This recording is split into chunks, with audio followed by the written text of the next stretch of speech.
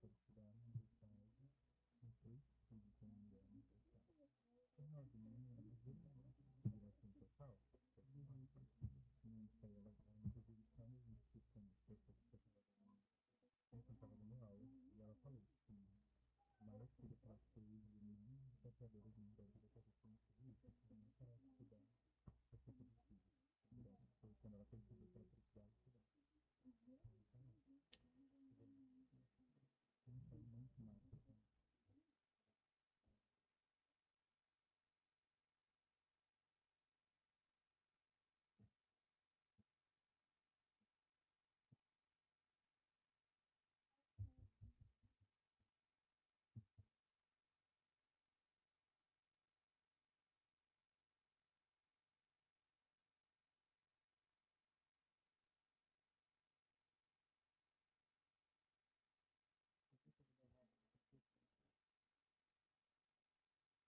Com dúvida,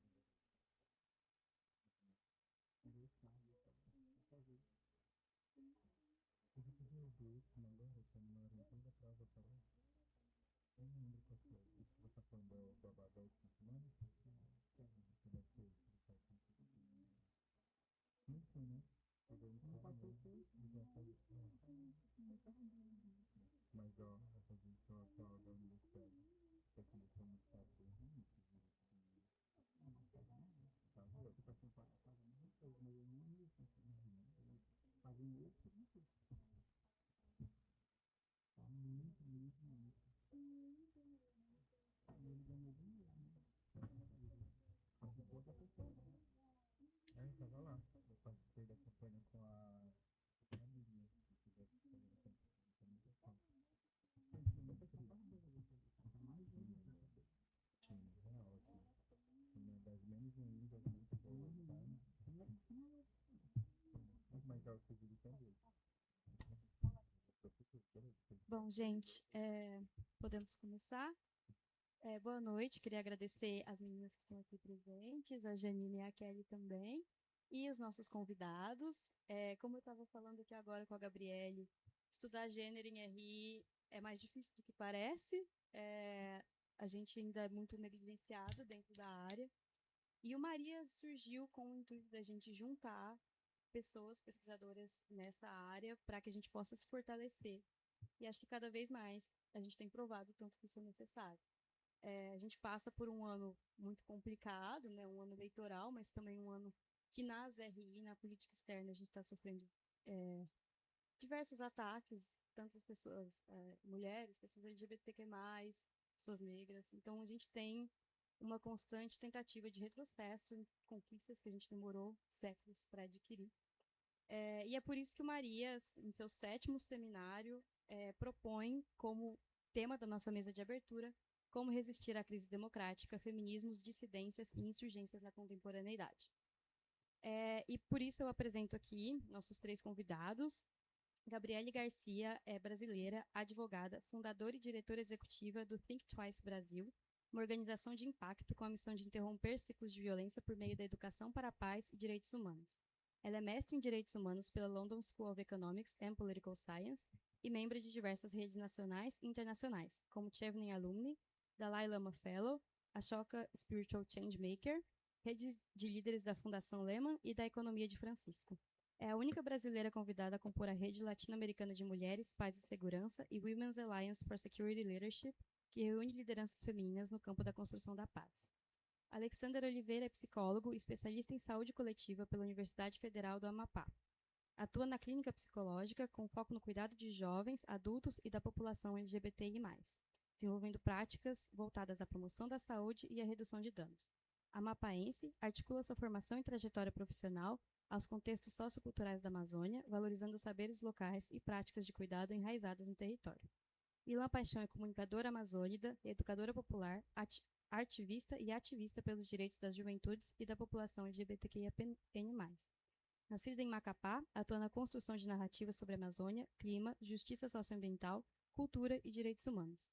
É coordenadora de comunicação do Instituto Gira, Juventudes pela Amazônia, e desenvolve projetos de formação, incidência política e comunicação estratégica voltados ao fortalecimento de jovens lideranças amazônicas. Então, nós do Marias, eu sou Annelise, inclusive, esqueci de me apresentar, sou analista de projetos no Marias há mais de um ano, e sou mestranda na PUC São Paulo em Governança Global e Formulação de Políticas Internacionais. E em nome do Marias, e creio que de todas as pesquisadoras de gênero do Brasil, agradecemos a presença de vocês. Tenho certeza que vai ser muito proveitoso o nosso diálogo aqui. Então, convido a Gabriele a iniciar. Nós teremos 20 minutos por pessoa e depois a gente abre para perguntas e discussões mais um tempinho, que eu tenho que conferir como que é. Gente, muito obrigada. Gabriele, por favor.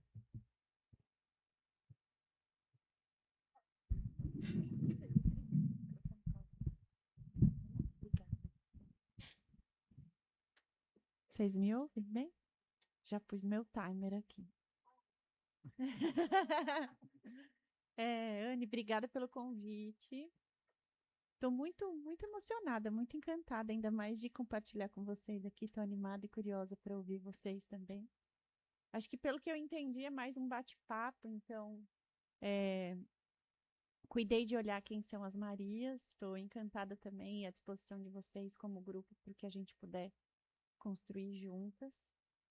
Mas acho que o que eu preparei foram mais ideias orientadoras para a gente talvez criar aqui um grande bate-papo.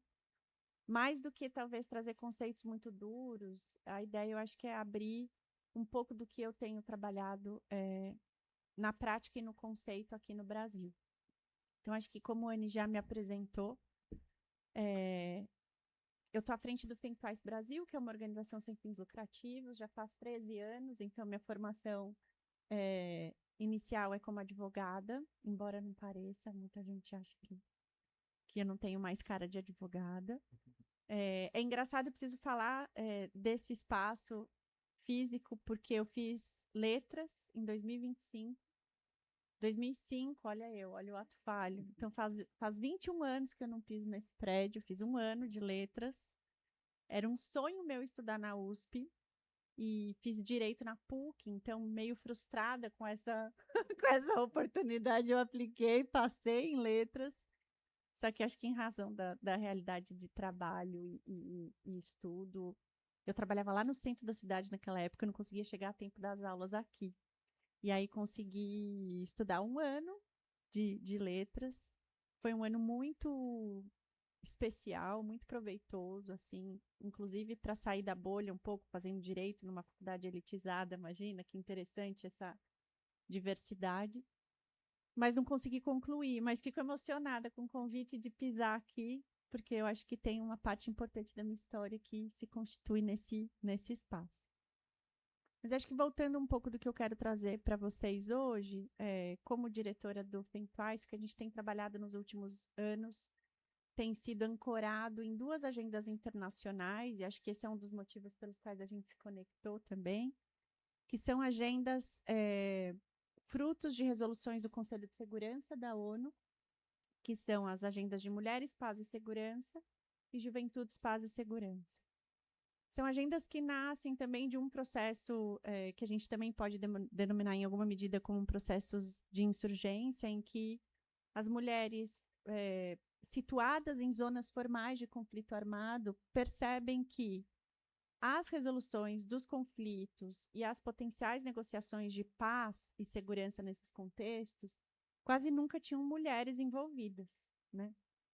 As negociações eram sempre lideradas por homens. E isso tinha um impacto tremendo, não só na sustentabilidade dos acordos quando alcançados, mas também na pertinência dos elementos que eram acordados e pactuados ali, não só para o cessar-fogo, mas também para, em alguma medida, alcançar algum grau de paz e segurança nesses contextos. E aí, muito percebendo essas dinâmicas, ao mesmo tempo que essas mulheres estavam ausentes das mesas em que as decisões estratégicas eram tomadas, elas, na verdade, também eram a população mais afetada pelos impactos negativos de uma zona formal de guerra, né? Então, ao perceber essa ambiguidade dos papéis, né, das mulheres e das meninas em especial, e aí das meninas a gente inclui crianças e juventudes também, mas com essa perspectiva de gênero muito acentuada, que a gente sabe que entre os crimes de guerra estão aí os crimes sexuais, né? A exploração sexual, a violência sexual, o estupro como arma de guerra. Então, muito ancoradas nesse papel ambíguo de, ora, mulheres como as principais vitimizadas pelos conflitos, e ora, as mulheres como as principais figuras em potencial para negociar melhores acordos de paz e segurança.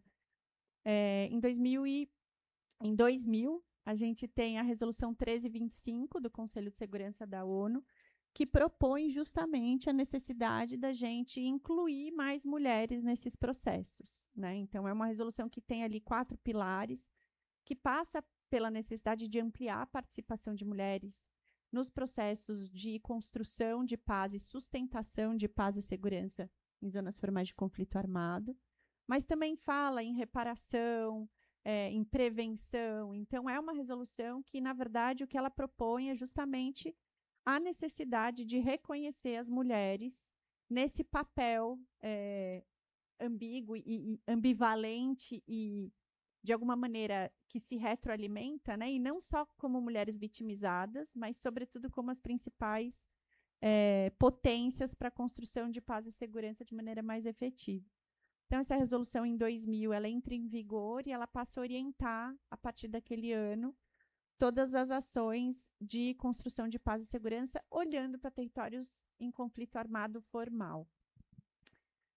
Esse é um dos motivos pelo qual o Brasil e muitas regiões da América Latina ainda não têm conhecimento sobre a existência dessa resolução, né? O Brasil tem um plano nacional de ação sobre mulheres, paz e segurança, mas ainda é um plano que olha para a relação do Brasil com outros países. O Brasil como um peacekeeper, né? Como um país que se coloca como mediador e que tem possibilidade de mediar esses conflitos em outros territórios, mas não tem uma visão interna muito robusta. Então, esse é o trabalho que a gente tem tentado fazer nos últimos anos, de localizar essa agenda e entender que é importante que, ainda que não sejamos um território formal de conflito armado, a gente sabe que nossos números e as estatísticas superam em muito as zonas de guerra, algumas, pelo menos, né? Então, a nossa intenção vem sendo de não só fortalecer essa agenda, mas também localizar, tropicalizar essa agenda para a gente conseguir emplacar aí uma agenda de construção de paz e segurança que tenha um pilar de gênero ancorado em política pública, né? E aí, eu acho que eu tenho 13 minutos, então vou tentar amarrar com o que vocês trazem também. Eu acho que pensando qual que é o papel dessa agenda dentro de um processo de fortalecimento, de vulnerabilização, fragilização democrática e fortalecimento dessa democracia, né? A gente sabe, a gente tem evidências de sobra que já sinalizam que gênero é um pilar, gênero e raça, né? São pilares centrais para o fortalecimento, sobretudo, dos processos democráticos. Quanto mais diversidade a gente tem nos processos de tomada de decisão, mais chance a gente tem de fortalecer a coesão social, né? Então, isso acho que é uma premissa que a gente já compreendeu, pelo menos quem já está imerso aí nesses temas. Mas o que eu acho que a agenda de Mulheres, Paz e Segurança, partindo de um entendimento bastante latino-americano, é pensar cuidado. E aí eu acho que já conecta um pouco também com o que vocês trazem. Quando a gente olha para a lógica de construção de segurança em territórios como o nosso, que é o Brasil, né, que não é uma zona formal de conflito, as políticas de segurança, sobretudo olhando pela perspectiva de relações internacionais também, são políticas ancoradas numa lógica de controle, né? E a democracia, ela parte dessa premissa também. Quando a gente olha para a democracia, olhando para as políticas de segurança, a gente está pensando em como eu controlo os corpos, controlo os recursos, controla as interferências, as insurgências. Então, pensar políticas de segurança pública, sobretudo pela perspectiva de gênero, ainda se ancora a partir dessa lógica de controle, né?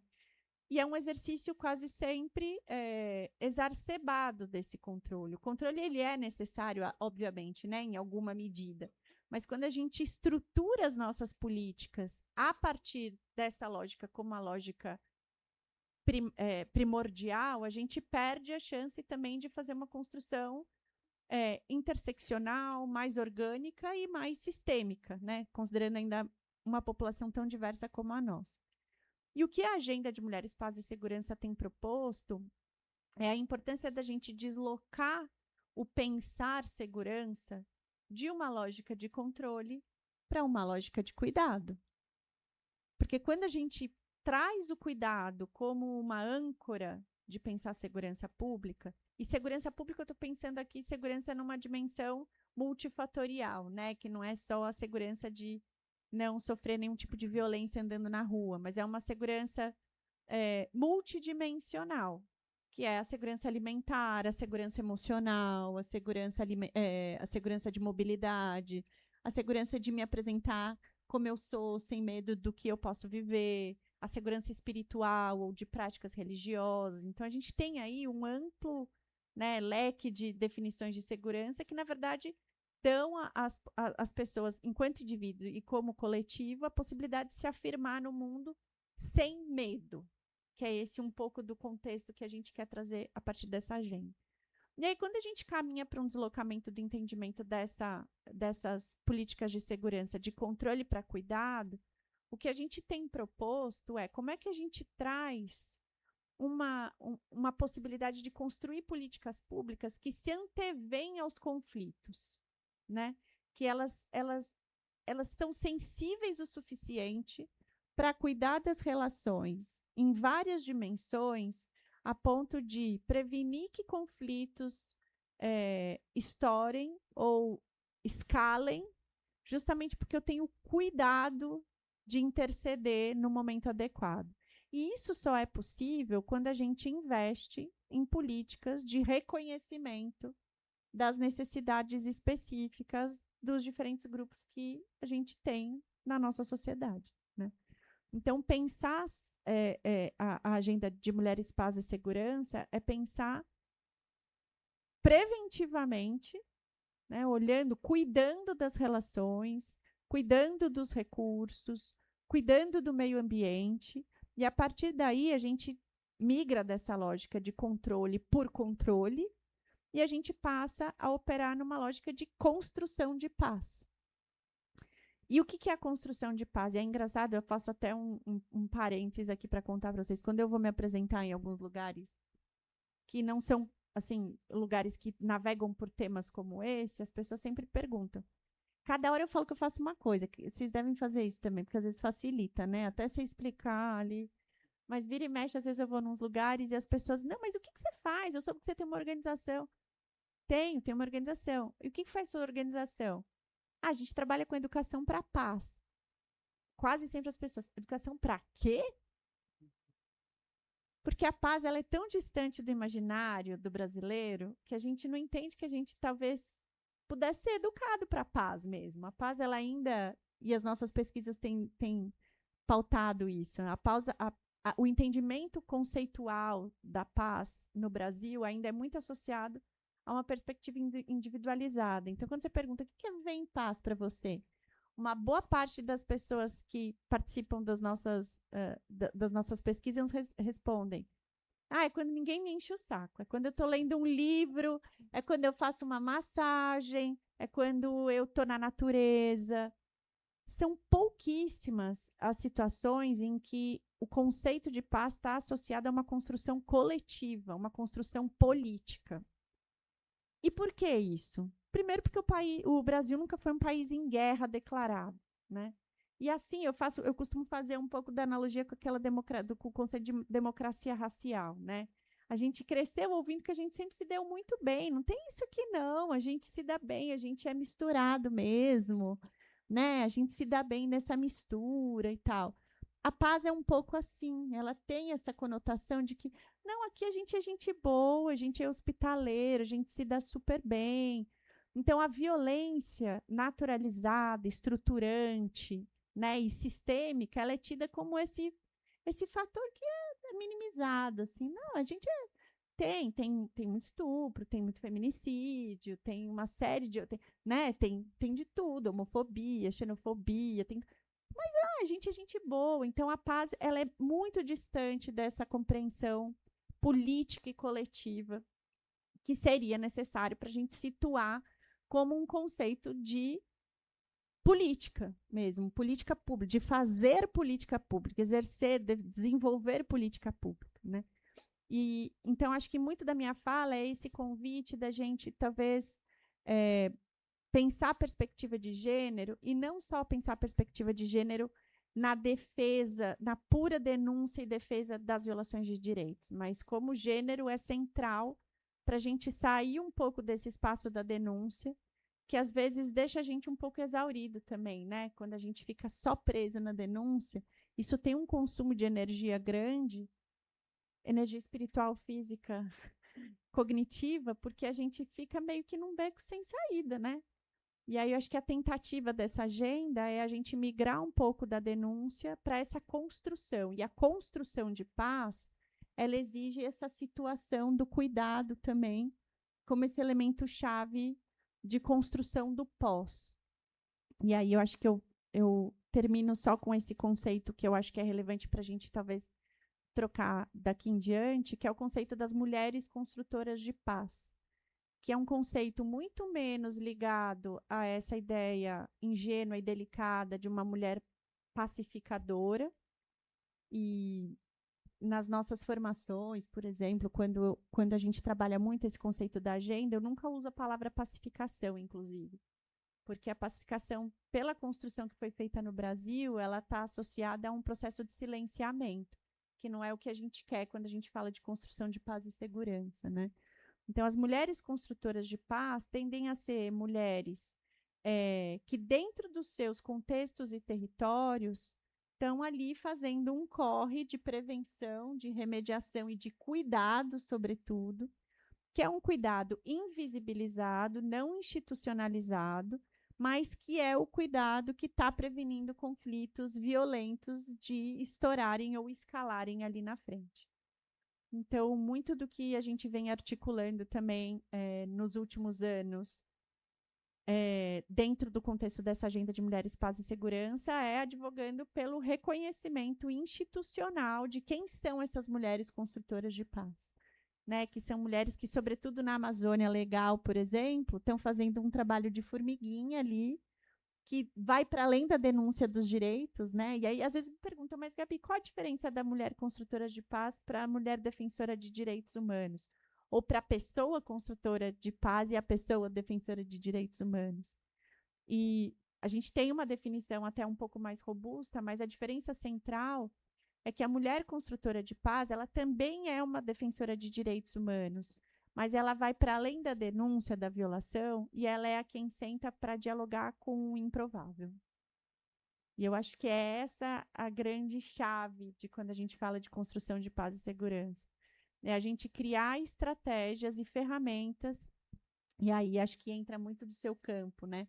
Como é que a gente se ancora e se fortalece em termos espirituais, emocionais, para identificar as nossas fragilidades, limitações e potencialidades para sentar na mesa com quem é muito diferente de mim e ainda assim me dispor a dialogar e compreender qual que é um caminho possível ali para a gente construir junto, né? Então, acho que pensar um pouco nesse fortalecimento da democracia é ter um pouco dessas, na minha cabeça, né? Ter um pouco dessas palavras-chave, né? O cuidado, que acho que você vai trazer bastante, mas como é que a gente migra da denúncia das violações, que às vezes também paralisa a gente num espaço, né, de falta de horizonte, e passa a trabalhar a partir dessa perspectiva de construção. E construção é diálogo, né? E diálogo não esse sentido esvaziado de diálogo, né? Mas é um diálogo em que a gente se prepara literalmente para dialogar com o diferente. 1 minuto e 30. E aí eu acho que só fecho. Talvez eu vou levantar uma bola para você cortar, ou não se sinta pressionado. Que é a gente pensar a importância da gente trabalhar informado sobre trauma. Esse é um tema que quase nunca aparece em política, muito menos em segurança e construção de políticas públicas. Como é que a gente constrói coesão social, fortalece democracia se está todo mundo caminhando absolutamente adoecido e inconsciente do que guia a gente nos nossos padrões de comportamento e relação.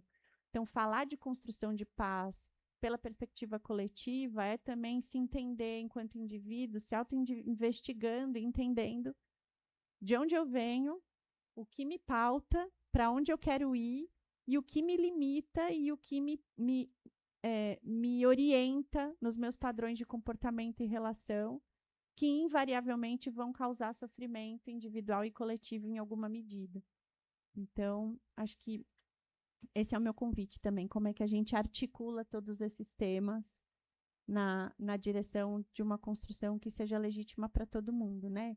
Que tenha essa perspectiva de gênero, mas que englobe também todas essas identidades e diversidades que a gente carrega juntos. Obrigada, gente. Tô a postos.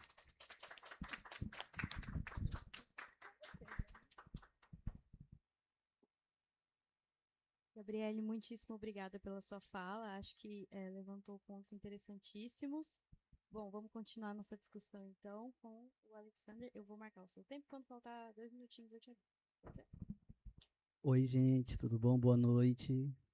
Sou Alexander, como apresentado, sou psicólogo, nortista, pertencente à Amazônia Amapaense, especificamente no distrito de Fazendinha, que é um distrito de Macapá. Atualmente eu estou morando aqui em São Paulo, vai fazer uns 3 anos.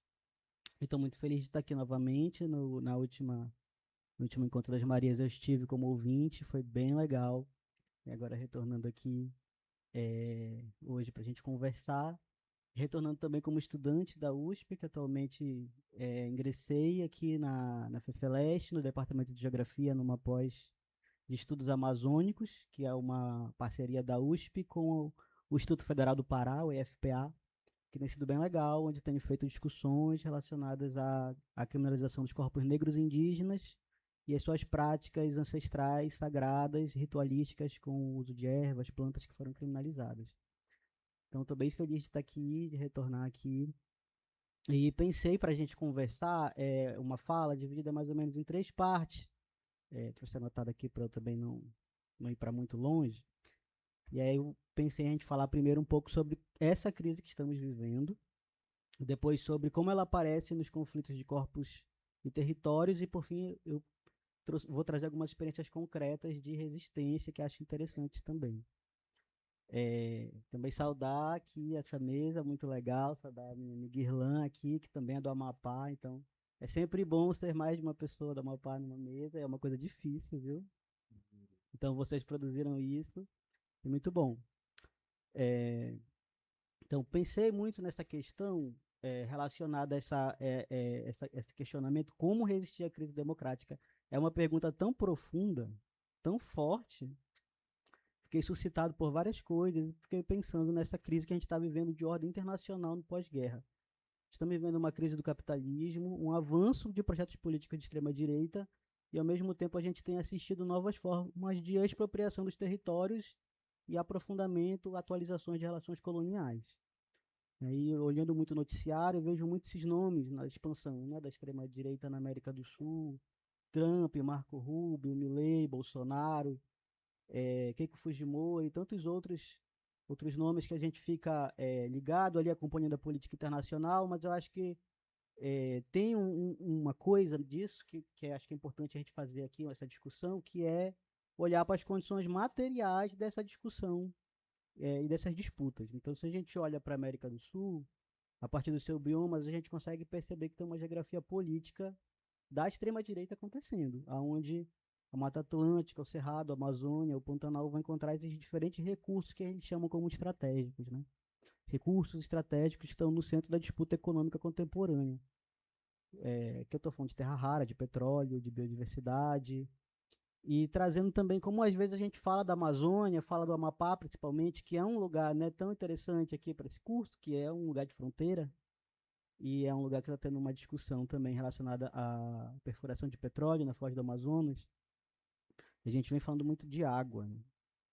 Então, o Amapá muitas vezes foi visto, é a periferia do Brasil, é a periferia do mundo, mas atualmente a gente está no centro das discussões globais, né? Então, por vezes, não parece ali que o Amapá está tão conectado nas decisões do Donald Trump, ou questões relacionadas até o que tem acontecido na Venezuela relacionado ao petróleo, né? Então, essa água e esse petróleo, isso tudo, penso que a gente tem que entender esses elementos nessa discussão da extrema-direita, porque às vezes a gente fala de diversos políticos como se fosse uma sucessão de políticos. Aí agora é fulano, depois é ciclano. Mas atualmente a gente tem na Amazônia essa discussão dos nossos recursos naturais e das nossas populações tradicionais e originárias, e até população urbana, né? A gente está falando de uma população urbana que também está cercada pelo rio. Então, e a água também, acho que é importante a gente falar sobre os aquíferos, né? Então, a gente tem na Amazônia o aquífero da Grande Amazônia, que ele passa por todos os estados da Amazônia, menos Tocantins. Assim como a gente também tem o aquífero Guarani, que é um dos maiores do mundo, que passa pelo sul, sudeste, centro-oeste, e ele é transfronteiriço, né? Também vai ter outros países, mais 3 países ali, que ele vai passar. E aí, por que eu estou falando disso, né? Porque pensei muito nessa pergunta, como resistir à crise democrática e a essa crise que está acontecendo junto dessa nova revolução tecnológica, porque a gente está falando de um novo momento do mundo, a gente está falando dessa nova revolução da inteligência artificial, soberania nacional, expansão da Big Tech, a gente fala regulamentação da internet. Todas essas discussões que a gente está fazendo, às vezes elas parecem muito imaterial, né? A internet está lá, é igual a nuvem, né? A gente guardou na nuvem, a gente não está vendo. Mas cada coisa que a gente guarda na nuvem tem um lugar no mundo físico que está funcionando lá para a gente guardar. Assim é a IA, né? Então a gente está usando a IA, a gente está para o nosso trabalho, para a gente conseguir sobreviver, ou para, enfim, para estudar, para várias coisas. Mas tem uma discussão a ser feita relacionada à infraestrutura necessária para essa tecnologia, né? Que demanda água, demanda mineral, demanda equipamento, grandes estruturas físicas, e aí a gente pergunta, da onde que vem essa água, né? Não sei se vocês viram que teve a notícia o primeiro data center na Amazônia, que vai ser em Belém, BE1, o nome, que ali a juventude paraense de outros territórios da Amazônia vem fazendo essa discussão relacionada a isso, porque vai mexer muito no território, no meio ambiente, nos biomas, e a gente está falando, quando a gente fala desses aquíferos, né, que são essas bacias sedimentares, essa água que a gente não vê, que está embaixo, ela já não está tendo a mesma altura de sempre. Então ela já vem tendo baixa. Aí a gente está falando de uma tecnologia que precisa de água para funcionar e que a gente vai colocar ali na Amazônia, né? Então, aí eu estou trazendo essa discussão de tecnologia para a gente pensar como essa discussão está ligada com o território e como está ligado com classe, gênero, raça, e porque essas disputas não acontecem separadas dos corpos, né? Então, essa crise democrática ela é insuficiente pensar em eleições de governos. Tem uma crise que está relacionada a muito aquilo que a Gabriele trouxe da disputa dos corpos, né? Quem é que está podendo falar? Quem é que está podendo participar da vida pública? Quem é que está podendo produzir conhecimento? Então, esse avanço da extrema-direita no controle dos corpos, né, a gente vê essa alta, como tudo está interligado, né? Essa alta desse feminicídio, a alta da violência contra os animais, a alta da violência contra as pessoas trans. Tem um círculo internacional, né, de projetos políticos de dominação, mas que nós também temos um círculo de dominação internacional. Então, acho que é importante a gente pensar como em cada parte do Brasil, e aqui eu trago a minha perspectiva, né, nortista, tem feito coisas assim que a gente pode trazer como as insurgências, né, da contemporaneidade, como vocês trouxeram no título, né? Existem muitas insurgências sendo feitas, desde, né, de 1500, desde antes, mas tem muitas insurgências sendo feitas no norte. E aqui eu trago para a gente pensar dessas insurgências contemporâneas. Ano passado, não sei se vocês acompanharam, mas teve uma tentativa de tirar o professor da terra indígena, né? Então, no Pará. Então, em muitos lugares no Pará, tem o que a gente chama de ensino modular, né? Que é o SOME, ensino modular, que é onde o professor vai na terra indígena e ali ele tem o processo de alfabetização, formativo todo baseado na presencialidade. Ano passado, tentaram tirar o professor da terra indígena e botar um computador no lugar. E aí quem trabalha com educação sabe, ou que trabalha com povos indígenas, sabe que existem muitas barreiras para trabalhar a educação indígena, e uma das principais é a língua, entre outras coisas, né? E aí o movimento indígena do Pará fez uma mobilização, fez uma insurgência, fez uma revolta na Secretaria de Educação, uma ocupação, conseguiu a revogação, conseguiu devolver o professor para a terra indígena, assim como também, acho que vocês acompanharam, a tentativa de privatização dos rios, que teve de 3 rios no Pará, onde queriam fazer um caminho, né, privatizado ali para a China e para os Estados Unidos, com uma empresa chamada Cargill, onde teve também uma revolta, uma mobilização dos povos indígenas, onde eles se voltaram contra a tentativa de transformar o rio num ativo econômico, né? Então ali a gente está falando do quê? Senão essa é a luta de soberania nacional. Então tem sim uma luta e uma reivindicação de soberania nacional institucional do governo federal, que está acontecendo, tentativas, né, de intervenções no Brasil, mas também está tendo luta dos povos indígenas, fora da instituição, sobre soberania nacional. Então, se nós não estamos fazendo discussão de soberania nacional no Norte, não sei o que é isso. E aí a gente consegue pensar nesse ponto a demarcação como uma política de reconhecimento de direitos, de estabelecer limite, né, do que pode ser estabelecido como lógica de exploração econômica. E aí, pensando nisso, pensando nesse compartilhamento dessas experiências feministas e dissidências de gênero, porque aí a gente vai trazendo para as pessoas trans, por um exemplo, né?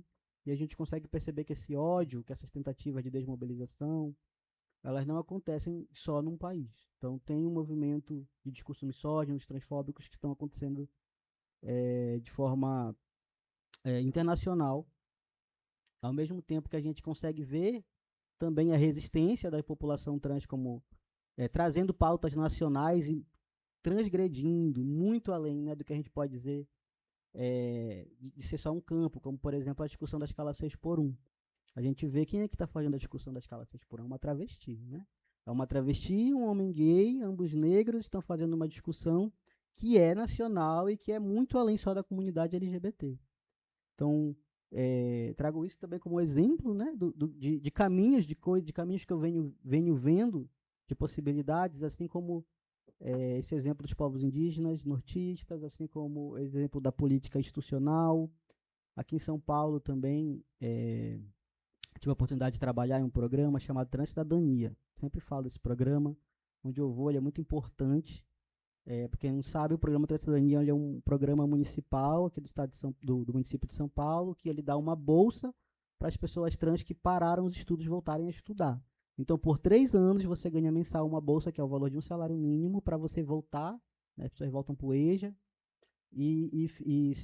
formei antes, pode ingressar no outro curso, um inglês, alguma outra coisa que você continua recebendo a bolsa. 3 anos fechados. E ele é um programa municipal de São Paulo, mas ele é como se fosse nacional, né? Então, recebi, enquanto trabalhei no Transcidadania, recebi gente do Pará, gente do Maranhão, gente do Acre, e até gente de Marrocos veio para poder acessar esse programa. Então, aquilo que você estava falando das políticas públicas que funcionam, né? Então, esse programa ele foi instituído na época do governo Haddad, foi construído pelas travestis aqui de São Paulo e de outros territórios também, como Similarra, uma travesti paraense, que participou da implementação desse programa na época. E é uma política pública que muda vidas, né? Então, às vezes a pessoa não tinha o que comer, estava em situação de rua, adentrava na cidadania, conseguia se reestruturar, conseguia sair da prostituição compulsória, conseguia se planejar. E aí a gente pode entender como que essa nossa população trans conseguiu fazer para construir isso dentro de um lugar que tem sucessivamente pessoas eleitas de extrema direita e extremamente conservadoras, né? Tudo isso ainda está acontecendo, né? Tem uma forma de hackear. O Transcidadania ele ainda é um decreto, né? Então é importante sempre fortalecer, estar vigilante, porque ele acaba com uma assinatura. Infelizmente ele não é uma lei. A gente sabe que tem essas dificuldades, né, em relação aos direitos LGBTs, que a gente não tem leis, né? A gente tem sempre de cima para baixo nossos direitos garantidos. Então, estou trazendo isso para trazer também como um exemplo, né, a parte dos exemplos concretos, pensando no movimento social, mas pensando também em como se inserir institucionalmente para conseguir garantir que a nossa população chegue nos lugares. Então, para mim, uma das respostas, né, como aguentar, como sustentar, como transgredir para sobreviver a uma crise democrática, eu penso nessa ideia do aquilombamento, né? Que eu acho que entra essa discussão do cuidado. Então, como não produzir uma ideia de comunidade hegemônica, né? Aí somos todos iguais, todos um bloco. Não, mas nas nossas diferenças, né? Enquanto mulheres, enquanto LGBTs, enquanto negros, enquanto indígenas, a gente construir redes de proteção, de organização, de política, de produção de conhecimento.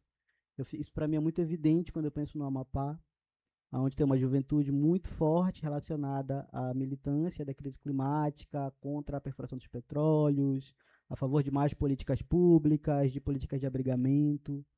Eu participei do movimento Doutor Manicomial, um movimento que é muito importante, que lutava ali contra as comunidades terapêuticas, em detrimento dos CAPs, que na época estavam muito precarizados. Então, esses movimentos eles vão dar respiro para a gente, né? Para a gente conseguir se potencializar. Então, é sempre importante conseguir se coletivizar, né? Então, as comunidades ribeirinhas, os quilombos, a população LGBT do norte, enfrentam muitas situações que, às vezes, não são pensadas a partir dos grandes centros urbanos. E, em determinados territórios, o Estado não chega para garantir direitos, né? Então, essas organizações comunitárias sempre se sobressaem para ter vida, né? E por isso que elas são tão importantes. Então, penso que muitas vezes essa resistência ela não começa dentro das instituições, né? Elas começam nas comunidades, nos coletivos, nas redes. E eu acho que a gente precisa olhar para essas experiências. As lutas indígenas mostram que defender o território também significa defender autonomia, soberania. As lutas feministas mostram que não existe democracia plena enquanto determinados corpos estão submetidos à violência e controle. E por isso talvez a crise democrática seja também fortalecer essas experiências e criar essas alianças. A gente está vivendo um ano muito difícil. Assim. A gente está vivendo um ano muito difícil, é um ano eleitoral. A gente está em debates como mulheres, e o voto das mulheres importa. Né? A gente está assim, retrocedendo em um nível absurdo. Né? Então, nossos motes desse ano têm sido os votos das mulheres importam. Né? Porque às vezes é preciso falar o óbvio. Então, essa alta desse feminicídio, a alta das violências contra as pessoas trans, a alta da violência contra os animais, essas coisas todas misturado com tudo isso que eu trouxe, né, dessa nova era tecnológica, e da internet como esse novo campo, de fato, um campo de disputa, um campo de controle, um campo que não está ao nosso favor, que não é regulamentado. Como é que a gente faz para conseguir se munir e se fortalecer? Né? Então, para mim, um dos caminhos para a gente pensar essa resposta de como resistir à crise democrática é o aquilombamento, né? E nesse movimento entre resistência local, entre disputa global, eu acho que a gente pode começar a pensar como responder essas perguntas, né? Se fortalecendo, inclusive em espaços como esses, né? Que a gente sabe que as universidades, principalmente a população trans, não tem uma boa relação com os espaços acadêmicos. Então, uma das formas de permanência é estar em coletivo.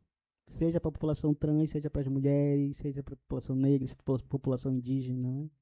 Então, espaços como esse são muito importantes para a gente conseguir se cuidar, para a gente conseguir respirar e se organizar para responder. Né? Então, é isso que eu estou trazendo para a gente ir conversando. Obrigado.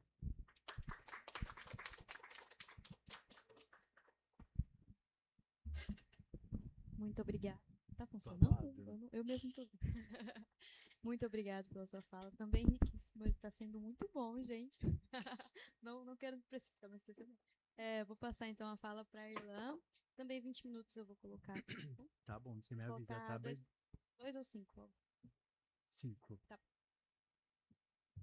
Oi, vocês me ouvem tranquilas? Tudo certo? Então, né? Nossa, gente, e agora? Depois de 2 falas dessa, muita coisa. Eu parei de anotar até no tablet que tava me perdendo, comecei a escrever na mão.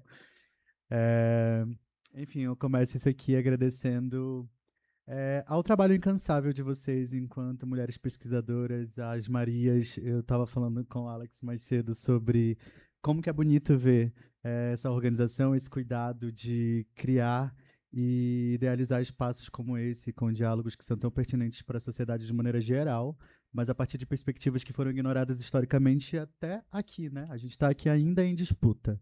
Então, muito obrigada pelo convite. Eu que vim lá do Amapá especialmente para isso, me sinto completamente feliz, muito feliz, muito grata, porque eu acho que quando a gente dá a possibilidade de chegar numa extremidade e dar voz a ela com um espaço como esse, a gente potencializa algumas outras existências e cria também uma nova perspectiva de narrativa, né? Por muito tempo, essa disputa acadêmica, como o Alexander colocou, a universidade nem sempre foi um lugar agradável, um lugar aberto para algumas existências, principalmente como existências LGBTs, trans, travestis, como a minha. Estar aqui nessa mesa de abertura de um seminário tão rico, que eu tenho certeza que vai ser cheio de potencialidades, de discussões que a gente ainda vai pensar muito por anos pela vida, é de extrema importância. Então, muito obrigada. Eu acho que eu sempre vou ser grata a esses espaços e, enfim. Eu chego aqui cheia de coisinhas na cabeça, trouxe alguns números, algumas pesquisas, mas no final das contas, como boa geminiana, a gente vai sentir e vai falar. Então, até pedir ali para o tempo de aviso ser 5 minutos, que aí dá para elaborar o final. Mas, enfim, depois dessa conversa, o que a gente pode, assim, não tem como fugir da ideia de que o nosso enfrentamento e essa resistência à crise democrática não vai ser um enfrentamento individual, isso é um fato, tá narrado, tá explícito, tá aqui. A coletividade, o aquilombamento, a reunião em grupos, até para autodefesa, né? Para a gente conseguir se assegurar da vida, a gente vai ter que estar em grupos pequenos, grupos grandes, grandes coletivos, menores, enfim. Porque no final das contas, eu acho que quando a gente une a ideia e potencializa uma a outra, a coisa e a narrativa ficam muito maiores. Por isso que, então, eu retorno a dizer muito obrigada, porque eu acho que aqui a gente vai amarrar ideias que vêm lá da ponta do Amapá, mas que também vêm de outros lugares aqui, que essa universidade ainda está permeando, tem outras possibilidades que vão surgir dessas conversas. Então, é isso, que essa noite seja sobre novas possibilidades de resistência. Mas, no final de tudo, também lembrar que, assim, eu vou trazer os aspectos amazônicos, porque eu acho que é o que eu carrego, é o que eu pesquiso, é o que eu vivencio, e de forma alguma tentando diminuir ou ignorar as vivências outras, mas é porque eu acho que não existem outros espaços falando sobre essas narrativas. Então, se eu tive a possibilidade, se a gente teve essa chance do encontro, é sobre isso que eu vou falar. E aí eu vou lembrar algumas coisas, né? Pensar, por exemplo, sobre a resistência da crise democrática, ignorando o que a gente vem vivenciando com a crise do clima mesmo, não tem como, porque enquanto a gente ignorar que a democracia, né, essa grande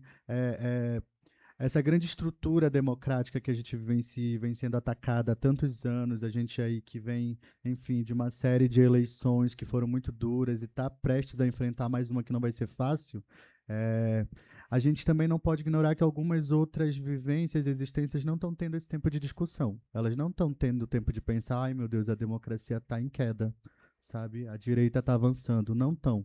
Porque a crise climática vai avançando na porta dessas pessoas, em algumas localidades e lugares, a ponto de tirarem delas o direito a essa discussão que é tão básica. E que bom que a gente, por exemplo, tem essa chance, que bom que a gente discute, que a gente pesquisa e aprofunda, porque talvez seja essa a saída para essas pontas e extremidades conseguirem ter um acesso à informação. Mas, por exemplo, vou trazer aqui algumas informações. O Bailique é um território lá no Amapá, que é um território insular agora, né, que está ali sendo tomado pela água salgada, pela incidência do oceano cada vez mais forte.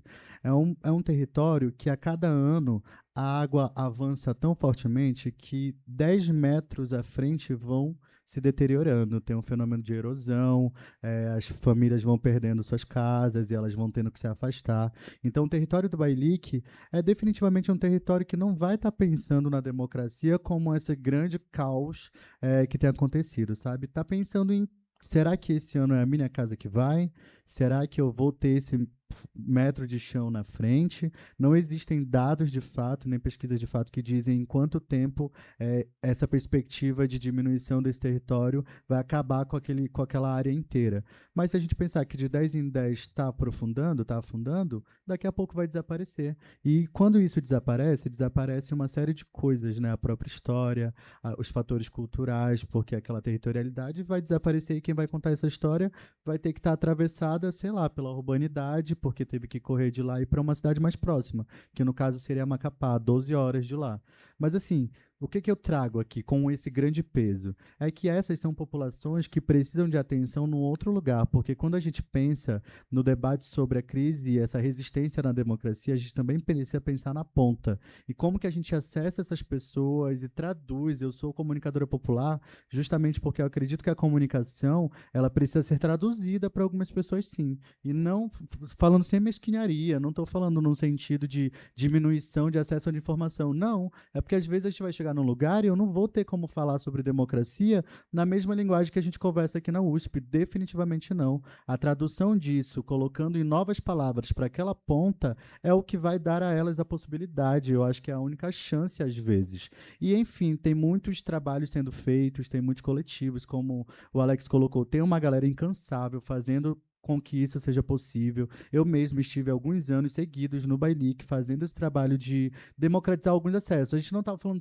sobre democracia em si, mas estava falando, por exemplo, sobre segurança pública, estava falando sobre o feminicídio, estava falando sobre arte, cultura, autocuidado, enfim, dando outras possibilidades de pensamento e levando esperança para aquela população. E quando eu coloco essa população específica, eu estou tentando agregar populações outras também. As populações ribeirinhas da Amazônia não estão tendo tempo de discutir algumas coisas porque estão preocupadas com o minério na própria água, que até então era o seu subsídio básico, agora estão lá. Por conta do quê? Do grande avanço das mineradoras, muito próximas de lugares que eram preservados. As populações indígenas estão enfrentando isso de frente. Então, assim, eu trago a parte sobre pensar democracia, mas ignorando a pauta em si, para pensar sobre o acesso a outras possibilidades e outras discussões, porque, no final das contas, essa vai ser a nossa saída. Porque são essas populações que, pensando coletivamente, estão sobrevivendo até hoje. Se a gente chegar no Bailique agora e pesquisar, se informar e trocar, a gente vai entender uma forma de existência que pauta a democracia num outro contexto e que é muito mais rica, esperançosa e possível do que a gente vivencia de fato agora no nosso estado, sabe?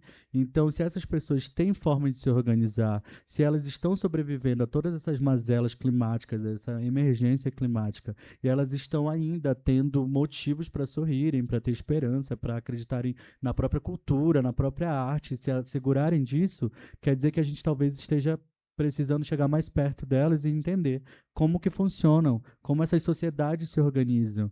E eu acho que pensar nisso também não é ignorar o que a academia nos proporciona, ignorar o que a gente tem pesquisado aqui, ignorar o trabalho que vocês têm feito. Não, muito pelo contrário. Eu acho que uma coisa não vai anular a outra, mas é porque eu acho que, historicamente, essas foram populações silenciadas. Então, se elas estiveram até aqui resistindo em silêncio, que a gente comece a dar possibilidades, que a gente comece a dar voz.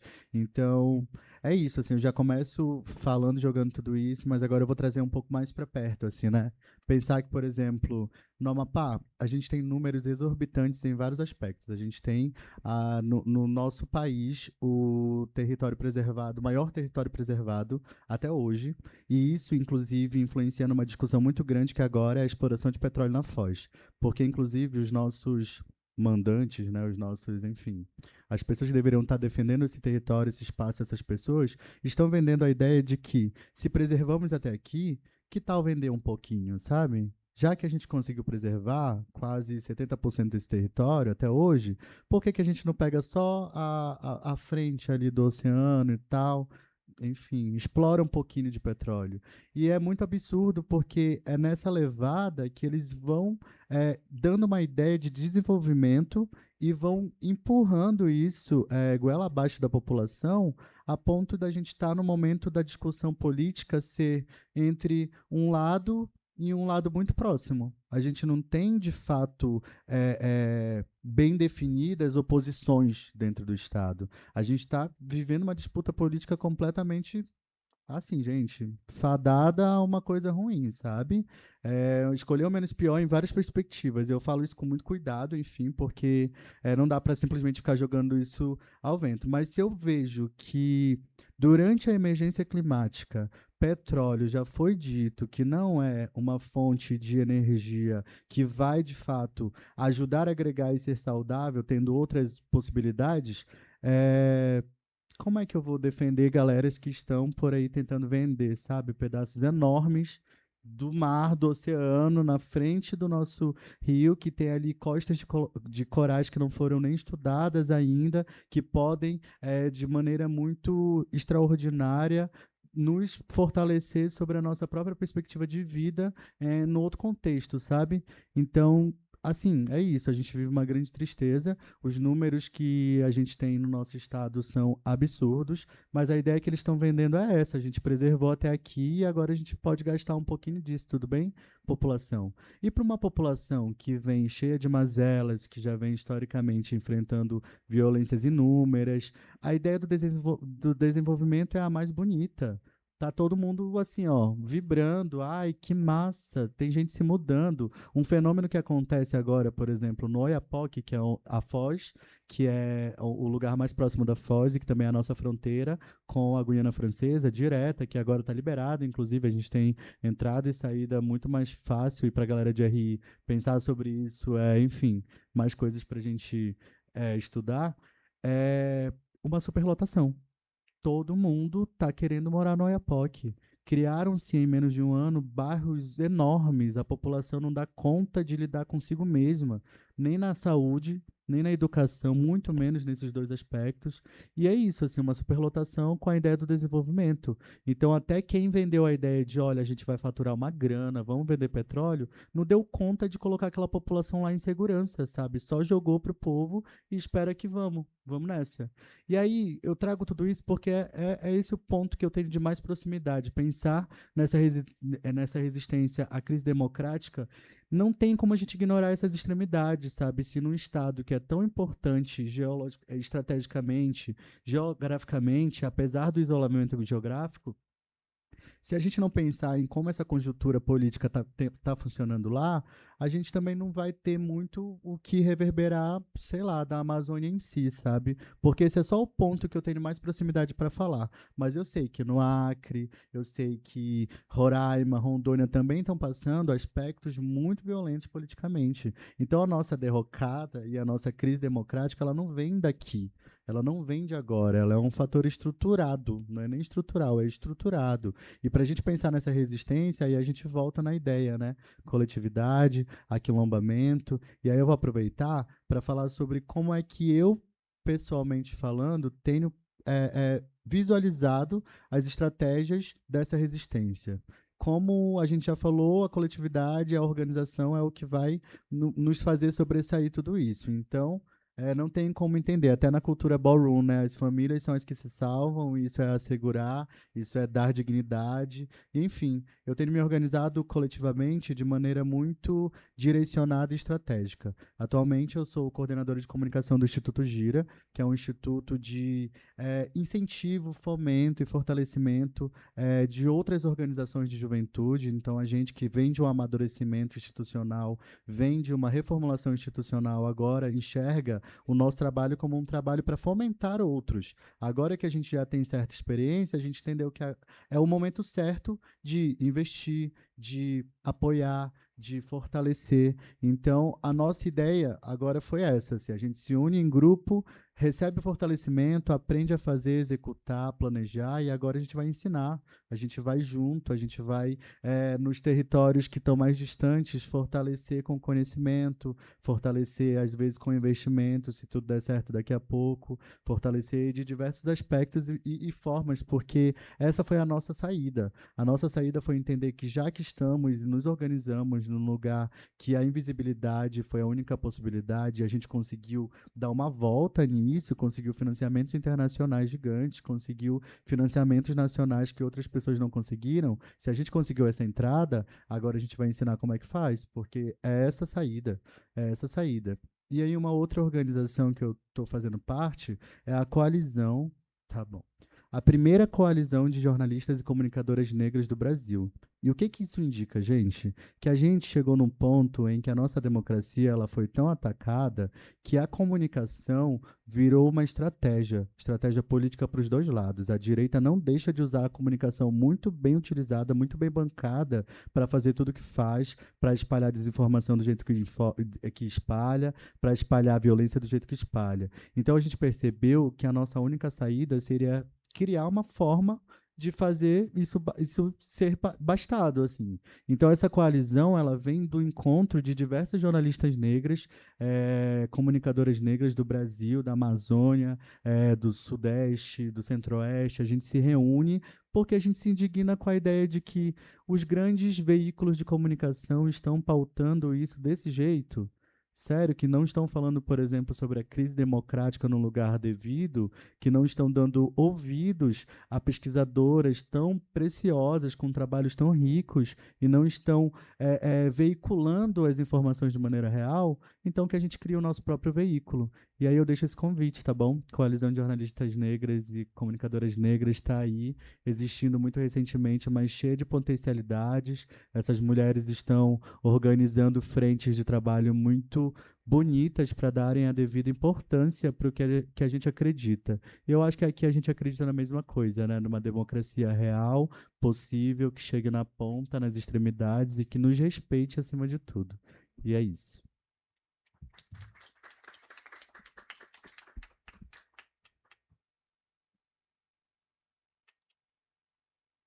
Alô? Tá funcionando? Tá tão baixinho esse microfone que eu nunca sei se tá funcionando. Muito obrigada, Irlan. Eu acho que a gente termina aqui 3 falas maravilhosas, assim, nem sei por onde começar a comentar. E acho que riquíssimas. A gente tem aprendizados diversos que se conectam perfeitamente no contexto que estamos. Nós temos agora mais uma meia hora para perguntas, eu já vou abrir. Mas eu queria comentar um pouco o tanto que a gente. Uma coisa que está no centro disso tudo, e aí eu vou puxar um pouco para o meu lado, a minha pesquisa eu estou indo muito para o lado das redes sociais, particularmente da construção de identidades nas redes, mais voltadas à masculinidade, como a gente tem visto um crescimento aí de grupos misóginos, que a gente conhece de Red Pill e tal, mas não vou entrar muito nessa pauta.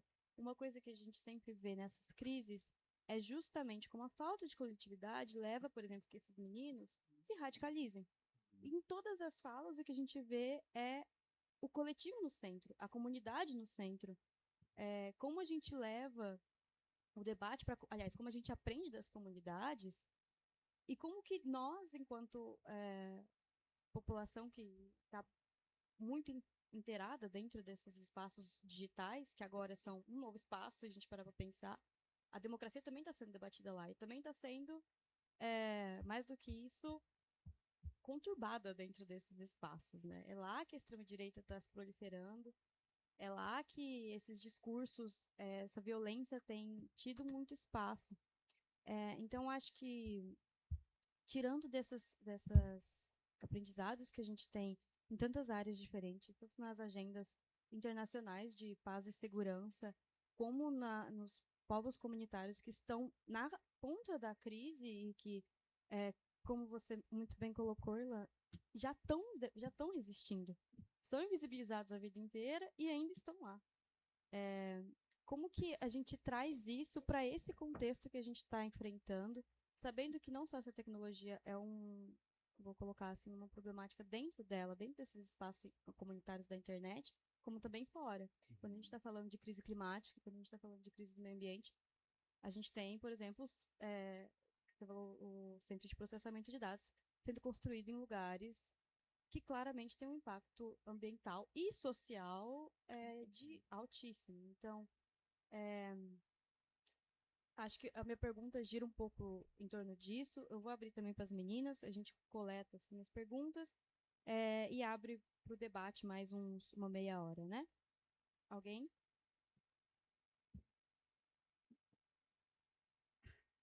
Eu vou agradecer novamente a fala de vocês, gente. Foi maravilhoso. Oi, de novo. Eu tô para eleger a poluição, a poeira. Sinto muito.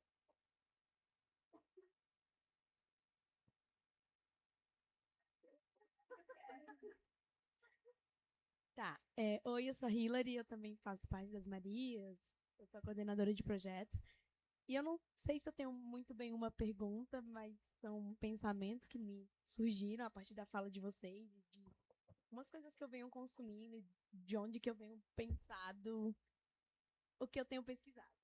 Eu faço doutorado em Relações Internacionais e pesquiso masculinidades nas Forças Armadas, mas eu tenho mais ultimamente pensado que realmente a solução não está no internacional, a gente precisa cada vez mais se voltar para o nacional, porque está aqui dentro.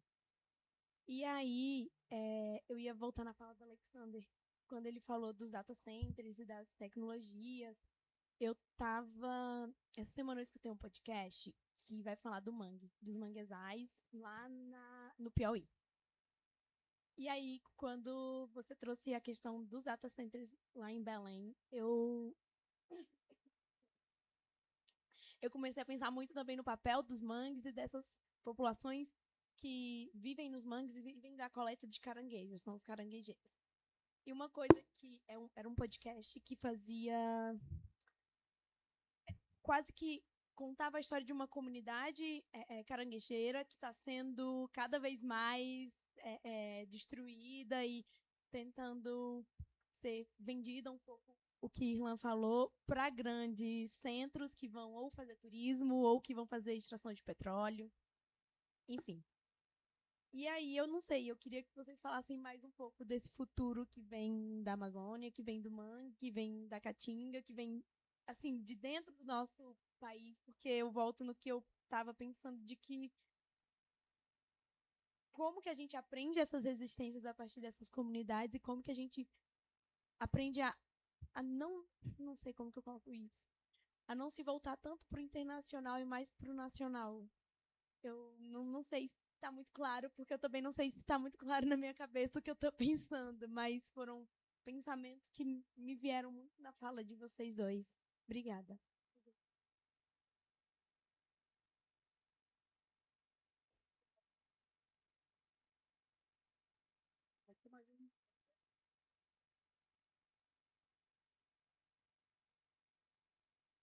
Pode ser bloco de 3.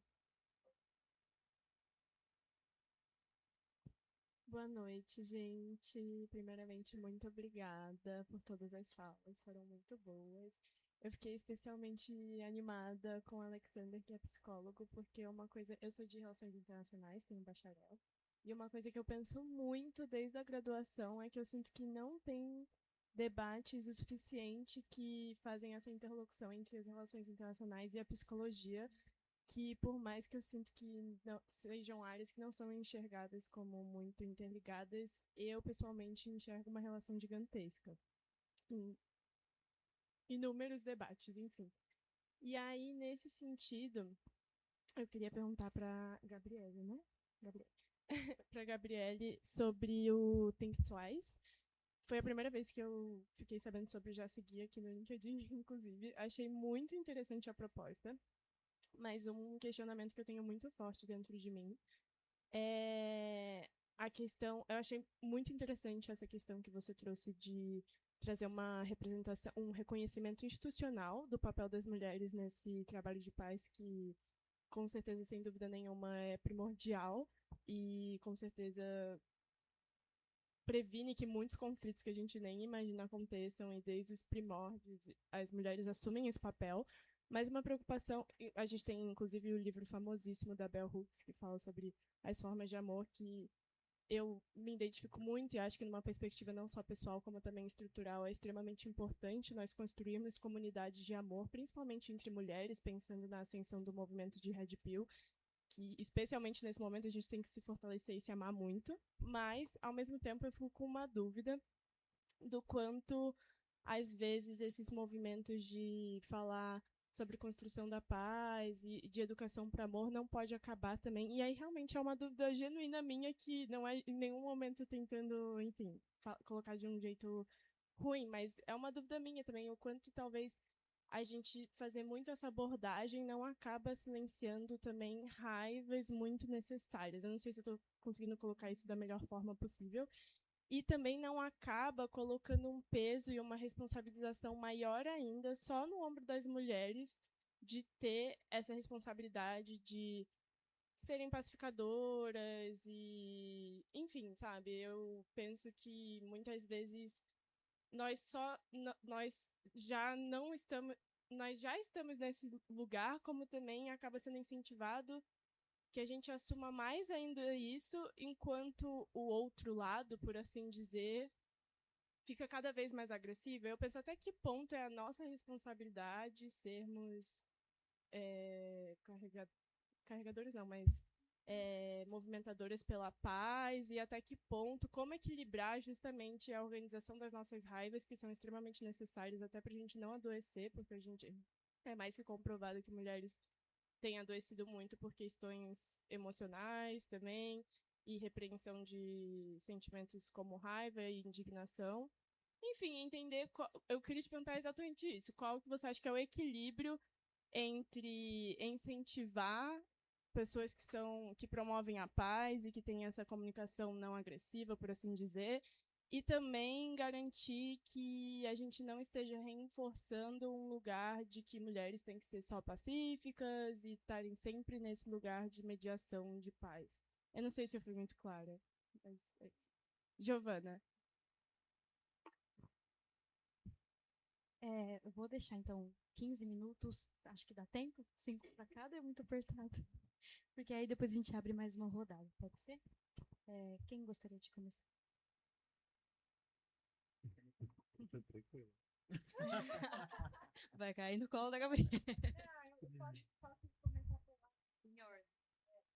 Dani, acho que só tocando no que você trouxe do processo de radicalização, eu acho que é super interessante a gente pensar como o acesso à internet imoderado, né, e pouco crítico aos conteúdos que circulam nas redes sociais, elas permitem não só um processo de radicalização dentro dos grupos, mas também de autorradicalização. Isso foi objeto de uma pesquisa que o Pensais conduziu em 2023, em que a gente analisou a interação das juventudes com os algoritmos e como isso potencializa comportamentos violentos. E o que a gente, dentre as várias descobertas super assustadoras, o que a gente percebeu é que o que antes estava... As violências que antes a gente só acessava a partir dos contextos sociais que a gente estava inserida, às vezes é o bairro, às vezes é a escola, agora as juventudes e as infâncias acessam indiscriminadamente. Então, as violências elas estão escancaradas e potencializadas e estão no quarto de qualquer um, né? Então, você não está mais limitado ao seu contexto socioeconômico. E isso permite processos de autorradicalização. Então, é a partir dessa interação constante com o algoritmo, com determinados assuntos, que quando você menos espera, você já está cooptado por uma vertente de pensamento sem nem se dar conta de que você fez parte desse processo. Então, acho que sua pergunta é absolutamente pertinente, sobretudo quando a gente pensa em juventudes. Eu amei também o que Irla trouxe, a importância da gente pensar que juventudes são essas que já estão sendo formadas a partir de uma interação constante com essas ferramentas, né? Agora, indo para a Gigi, eu acho que você trouxe elementos muito importantes para a gente discutir isso com responsabilidade, assim. E aí, acho que começo te respondendo, devolvendo talvez uma provocação de vocês entenderem, quando eu falo em construção de paz, eu posso estar errada, mas eu estou assumindo aqui que talvez a maioria de vocês ache fofo. Que fofo, que lindo esse trabalho. Eu escuto muito, sabe? Coisa fofa. Porque o imaginário das pessoas brasileiras, ela está em torno da paz como quase um artigo religioso. A paz ela é vista como delicada. E por quê? Paz cristã, exato. Por quê? Porque se violência é poder, e num território colonizado, né, em que a colonização se dá por meio do uso excessivo da força e da violência, Se violência é poder, paz é fraqueza. Essa dicotomia, ela é culturalmente assimilada por cada um de nós. Então, quando a gente imagina o conceito de paz, inconscientemente a nossa associação tende a ser uma associação mais linkada a uma delicadeza, a uma sutileza, a um silenciamento. E isso não só foi uma construção articulada de maneira estratégica, mas que também persiste quando a gente olha para as tentativas de formulação de políticas de paz, que no Brasil foram todas um fiasco, né? A gente tem a simbologia das UPPs lá no Rio, que vocês devem lembrar ou já devem ter ouvido em alguma medida, que são as unidades de polícia pacificadora, que tinham um super potencial, né, para propor ali uma construção coletiva com a comunidade, mas, na verdade, foram unidades de segurança que utilizavam o controle menos o cuidado e que, portanto, se valiam do que a gente fala no campo da construção de paz, de uma paz negativa. O que é a paz negativa? É a falsa sensação de paz quando o conflito está mantido, mas a manifestação evidente da violência ou do conflito armado está silenciado. Então, é aquela velha história, numa relação a dois, por exemplo, é aquela velha história de que você não se sente segura, mas vocês não estão brigados. Né? Mas você também não vai levantar a voz, porque vai que você fica pisando em ovos. Isso é paz negativa, a partir dos estudos de construção de paz. Quando a gente fala de paz positiva, que é o que a gente quer aqui construir enquanto política pública, a gente tem necessariamente, Gi, que evidenciar a raiva, as raízes dos conflitos, todos os sentimentos de todas as ordens, individuais e coletivos. Porque quando a gente fala de conceito de paz positiva, o que a gente quer é não só cessar a violência evidente e as manifestações de conflito armado evidente, mas a gente quer também endereçar de maneira responsável e adequada e, sobretudo, sustentável as raízes que promovem conflitos violentos. Lembrando que conflito é parte da essência humana. A gente não tem como tirar isso do nosso radar nem da nossa convivência. O que a gente pode fazer, e aí entra a proposta da construção de paz, é a gente entender o conflito para a gente se melhorar, não para a gente se destruir. E para a gente começar a abordar o conflito a partir de uma perspectiva diferente, a gente precisa aprender a se comunicar. E para a gente aprender a se comunicar, a gente precisa entender os nossos pontos de partida. Gatilhos, traumas, como eu me apresento no mundo, qual a minha origem, qual o meu território, o que me atravessa, qual o meu corpo, qual a minha identidade. Então, falar de construção de paz, invariavelmente, vai levar a gente para um processo de autoinvestigação pessoal, mas também vai exigir da gente um repertório político e coletivo. Porque eu não consigo fazer a construção de paz se eu não me assumo como indivíduo, mas se eu não me percebo como indivíduo dentro de um coletivo e dentro de outros vários coletivos que me atravessam. Né? Eu acho que já finalizando, porque eu devo ter passado 5 minutos, me perdoa. Eu só termino falando que você falou mais um negócio, né? A gente já está aqui exausta, eu amamentando 2 filhos, ainda quer que eu construa a paz? Miga, já está demais, não é? Sim, a gente tem um campo grande falando disso. E o que a agenda propõe? A agenda propõe justamente o inverso. A gente não entende que as mulheres, por essência, são construtoras de paz. A gente entende que a construção de paz dentro de uma perspectiva de gênero foi uma estratégia construída. A gente nunca se valeu de um espaço de força física, nem de acesso a recursos violentos. Né? A militarização, o acesso aos armamentos nunca foi algo plenamente concedido às mulheres. Então, quais foram as estratégias historicamente desenvolvidas pelas mulheres? A não violência. E aí a gente entra no campo da não violência, que também é pouco compreendido como estratégia política. Parece algo silenciado, assim, não, vamos Bell Hooks é maravilhosa quando ela fala sobre o amor, né? Mas a gente nem tem criticidade para se engajar com o conceito de amor que ela propõe, que não é um amor romântico, né? Que é um amor ágape, que é um amor que vai de um outro lugar de interação social e política. Então, não é mais uma responsabilidade para a mulher. É, na verdade, reconhecer que mulheres, a partir da sua perspectiva de gênero e suas experiências historicamente pautadas na violência e na sobrevivência e resistência a partir dessas interações com os conflitos, desenvolveram estratégias que as permitem trabalhar a prevenção e a restauração de conflitos armados de um lugar não violento, de um lugar cuidadoso e não controlador. E é isso que a agenda propõe. Já que a gente tem essa ótima vantagem, coloquem a gente nas mesas de negociação que a gente vai colocar isso de maneira mais orgânica, coisa que talvez homens não consigam, porque não foram formados nesse caldo, né, de resistência e sobrevivência. E só para terminar, desculpa que eu me estendi, acho que uma coisa que faz a gente, às vezes,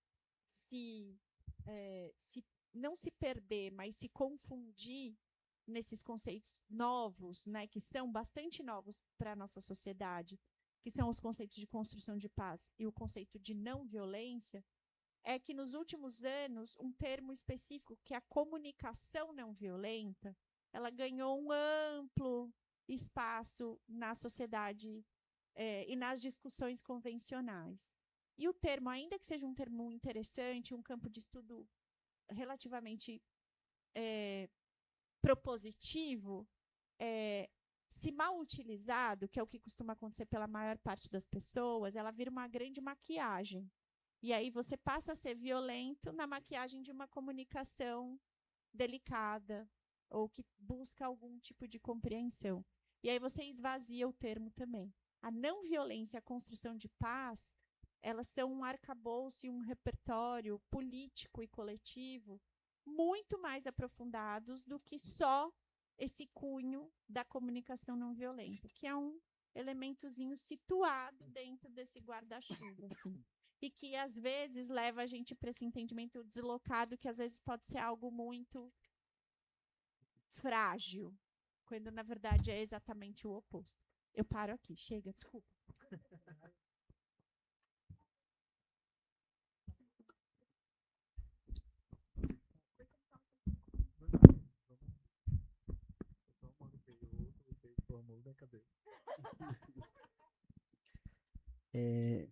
Então, eu notei algumas coisas aqui, pensando nessas perguntas. Eu acho que eu ia falar um pouco sobre essa radicalização das redes sociais, né? Que recentemente a gente tem visto isso, só que assim, não é um fenômeno novo, né? Aquilo que a gente via ali nos filmes, nos Estados Unidos, os ataques de escola, os ataques de morte, que hoje, depois a gente começou a ver muito forte aqui no Brasil, até aqui em São Paulo, né? Suzano teve um ataque muito feio. A gente pode pensar assim, que aquilo ali era uma coisa que começou numa conversa, né? Começou num fórum. Existem esses lugares, eu acho que é importante a gente se aparelhar, de conhecer onde são esses lugares que essas pessoas se reúnem. Tem fóruns que a gente chama de 4chan, os chans, que são fóruns anônimos, onde as pessoas postam e não tem rastro de quem era, né? Você não tem e-mail, não tem nick, não tem nada. E dentro desses fóruns eles têm uma linguagem específica, onde as mulheres são xingadas, são proibidas, inclusive, né? São fóruns só para homens. Eles são extremamente misóginos, racistas, xenofóbicos, abertamente dentro desses fóruns, e todos anônimos, né? Então esses fóruns eles foram uma febre assim no começo da internet, e hoje eles meio que se reatualizaram para o Discord, né? Então, e a gente vê, principalmente no pós-pandemia, né, onde a sociedade ficou em massa assim, na internet, a grande maioria da sociedade com acesso à internet, e os jovens também, a gente já viu um aumento nessa radicalidade. Então, muitas vezes a gente não vê a pandemia falada como um elemento ali, mas ela é um elemento muito forte nessa radicalidade dos jovens, que começaram a ficar nesse lugar sem controle, né? Então, é um celular ali na mão da pessoa. Tem uma propaganda muito interessante que fala assim: você deixaria seu filho sozinho no meio da Praça da Sé? Não, então por que você deixa seu filho com um celular para dormir junto lá? e não sabe. Então, essa semana uma adolescente se matou, acho que foi no Mato Grosso, se matou porque ela foi refém. Tem uma coisa que a gente fala agora que é estupros virtuais, não sei se vocês já ouviram falar disso, que são quando essas meninas nessa sala atraem uma menina e começam a induzir ela numa conversa privada a mandar alguma foto, alguma coisa sem roupa, e ela manda, e aí eles começam a ameaçar que vai enviar para familiar, acha a família na internet, fala, se tu não matar teu gato, eu vou enviar essa foto para tua mãe, ou para tua escola, eu vou colocar em todos os postos da tua escola. E essa menina no Mato Grosso essa semana foi obrigada a matar o gato dela, e ela falou que não ia matar. Então ele falou, então tu vai te matar. O grupo, né, do Discord. E ela se matou. Então, por conta disso, essa semana o Discord está proibido, né? O governo federal entrou com uma medida para proibir as lives no Discord. Então está suspenso por enquanto. E o Discord está recorrendo, falando que tem total possibilidade de fazer esse controle. E não tem, né? E não tem, só não tem como não quer. Porque a gente está vendo como em massa isso tem acontecido, essa radicalização. E aí a gente tem um debate mais delicado ainda, porque quem está fazendo isso são adolescentes. Não é um adulto. Tinha um adulto na live que essa menina se matou. De 18 anos. O resto era 14, 15, 16, 17. Como as outras. Então a gente está num debate tão delicado. Como é que a gente tem que debater a adolescência? Porque se a gente não se apropriar desse debate, a resposta vai ser a redução da maioridade penal. É isso que vai acontecer. E sem estrutura para debater contra. Então é muito importante a gente se apropriar dessa discussão da violência da juventude e pensar, né, tanto estratégia de chegar antes da violência para esses jovens, quanto estratégia de ressocialização. Porque as violências contra as travestis aqui também, recentemente eu vi, acho que faz um mês passado, ou 2 meses atrás, uma travesti foi morta em um programa por um adolescente. Então, cada vez mais recorrentemente a gente está vendo o aumento do feminicídio e a diminuição de quem está matando, da idade de quem está matando. Né? Então, isso é uma coisa muito assustadora. E eu penso que a gente tem que estar aparelhado dentro dessas discussões, estar vendo o que mudou. Agora tem o ECA Digital, inclusive foi baseado no ECA Digital e no Marco Legal da Internet, as decisões do governo federal, para tentar, porque o governo não consegue regulamentar a internet. E não consegue porque não quer. Porque as Big Techs têm um grande lobby, uma grande pressão para a não regulamentação da internet no Brasil, sendo que a gente vai para a União Europeia, vai para vários lugares que não tem nem Constituição de direito, e é regulamentado. E aí quando a gente vem para cá, falam que é uma tentativa comunista, não sei o quê, para assediar as pessoas, para controlar as pessoas, sendo que não, a gente vê a maioria dos países regulamentando a internet, a gente não consegue fazer esse debate no Brasil. O que conseguimos fazer foi dentro do marco legal da internet, do que já existia, mas na época que esse debate estava fervilhando, o YouTube, o Google, Elon Musk, Mark Zuckerberg, todos esses estavam mandando e-mails assediando os criadores de conteúdo que vivem de internet, falando, se regulamentar, vai desmonetizar. Se regulamentar, tu não vai conseguir, não vai ter liberdade, vai perder teu canal, tu vai tal coisa. Então é muito complicado o momento que a gente está vendo político e as necessidades que a gente tem de debater isso, assim, de uma forma cada vez mais assustadora, vem aumentando isso, né? Então, pensando agora sobre a questão da internacionalização, né? Particularmente, falando, né, como um nortista, eu nunca me senti nacionalizado. Eu nunca me senti... Tem um livro muito legal que de uma socióloga da UFPA, Violeta Loureiro, que se chama Amazônia, Colônia do Brasil. Muito legal mesmo esse livro, e ele vai trazer uma discussão sobre a Amazônia. Uso bastante das minhas pesquisas. É assim, muito bom para a gente fazer essa discussão de nacional no Brasil, porque não é comum, não é incomum ouvir pessoas como eu, que sou do norte, falarem isso, né? Não me sinto nacionalizado. Quando tem um problema aqui, parece que não é no Brasil. A gente ficou 1 mês sem luz. Na época da pandemia, a gente ficou no apagão, hein? A gente ficou 1 mês sem luz, basicamente. Então, daí até gatilho. Não, lá, vou falar para vocês, quando acaba a energia na Amapá, tem criança que chora. Com gatilho, com medo. E não só criança, adultos também. Os adultos também. Quando acaba a energia, porque a gente... É isso, né? A nossa energia, a maioria vem pro sudeste e pro norte. A gente paga uma energia caríssima, que quando eu cheguei aqui eu me assustei, que eu estava numa casa com 5 pessoas pagando menos de R$ 500 de energia. E lá no Amapá eu pagava mais de 500 eu sozinho, com 2 gatos e um computador. Então, assim... a gente tem essas questões, né, de se sentir exteriorizado, muito exteriorizado, assim. E quando a gente ficou sem energia, o que a gente teve nacionalmente de repercussão foi 8 minutos numa matéria no Fantástico, e ponto, e acabou. E aí a gente só conseguia falar com as pessoas por internet, né, quando tinha bateria. E teve uma época que a gente até brigou com vários jornalistas de portais, porque a gente queria que eles falassem mais. A gente falava, a gente está falando, hein? A gente está falando sobre o assunto, e a gente estava assim numa situação. Imagina, se acordar, acaba a energia, você pensa, vai voltar, né? Aí passa um dia, não volta, você vai voltar. E houve notícia, vai voltar daqui a 15 dias. Depois não tem previsão para voltar. É uma distopia no meio da pandemia. A gente viveu cenários assim de filas quilométricas de caixa eletrônico, gente brigando por água, gente brigando por papel. E a repercussão disso foi muito baixa nacionalmente. Assim, isso é uma mágoa assim, que eu tenho assim, muito forte dessa época, de ver como de fato é a colônia do Brasil. Então o Brasil não é só uma relação colonial do exterior, né? O Brasil, ele usa nossa energia, ele pega nossa água, ele pega nossos minérios, ele pega nossos saberes também, porque a gente acaba sendo obrigado a migrar, como eu me senti completamente obrigado a migrar, assim. E como a Irlan falou, né, da relação política, do pior e o menos pior, a gente, nos lugares menores do norte, da Amazônia, a gente tem esses currais eleitorais, né, essas relações coronelistas muito fortes. Assim. Então, se você é um militante, você provavelmente não vai conseguir muitas coisas aí.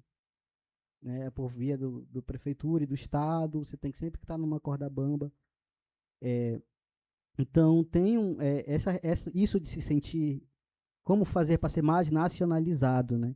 Então eu acho que essa própria mesa é uma forma de se sentir mais nacionalizado e entender dessas soluções nacionais, porque ao a gente conseguir criar alianças com esses outros territórios, né? O território amazônico, o Pantanal, que está em situação de não retorno agora, né? Como é que está essa situação lá? Então o Centro-Oeste, tem discussões do movimento LGBT, que os povos indígenas fazem muito essa mesma reclamação que a gente do norte faz, independente da região que eles estão, né? Mas principalmente em territórios onde não tem demarcação. Então, tive a oportunidade de trabalhar com os povos Guarani Kaiowá, população LGBT Guarani Kaiowá, e eles vivem conflitos assim muito complicados ali no Mato Grosso do Sul, principalmente porque não é demarcado. Então, eles são populações que a gente chama de populações indígenas de retomada, né? E a população LGBT em retomada, ela vive vários outros paradigmas, né? Porque aí, se você não é aceito na sua comunidade, você fica mais exposto ainda ali numa situação de retomada, e você tem que sair da retomada para comprar uma água ali que não tem, e um fazendeiro está na beira da rua para te atropelar e dizer que foi atropelamento, né? Então, se você é LGBT, você tem outras questões, outros dilemas, né? Isso tudo está acontecendo aqui, né? Então, a gente pensar como é que a gente faz para conseguir chegar, né,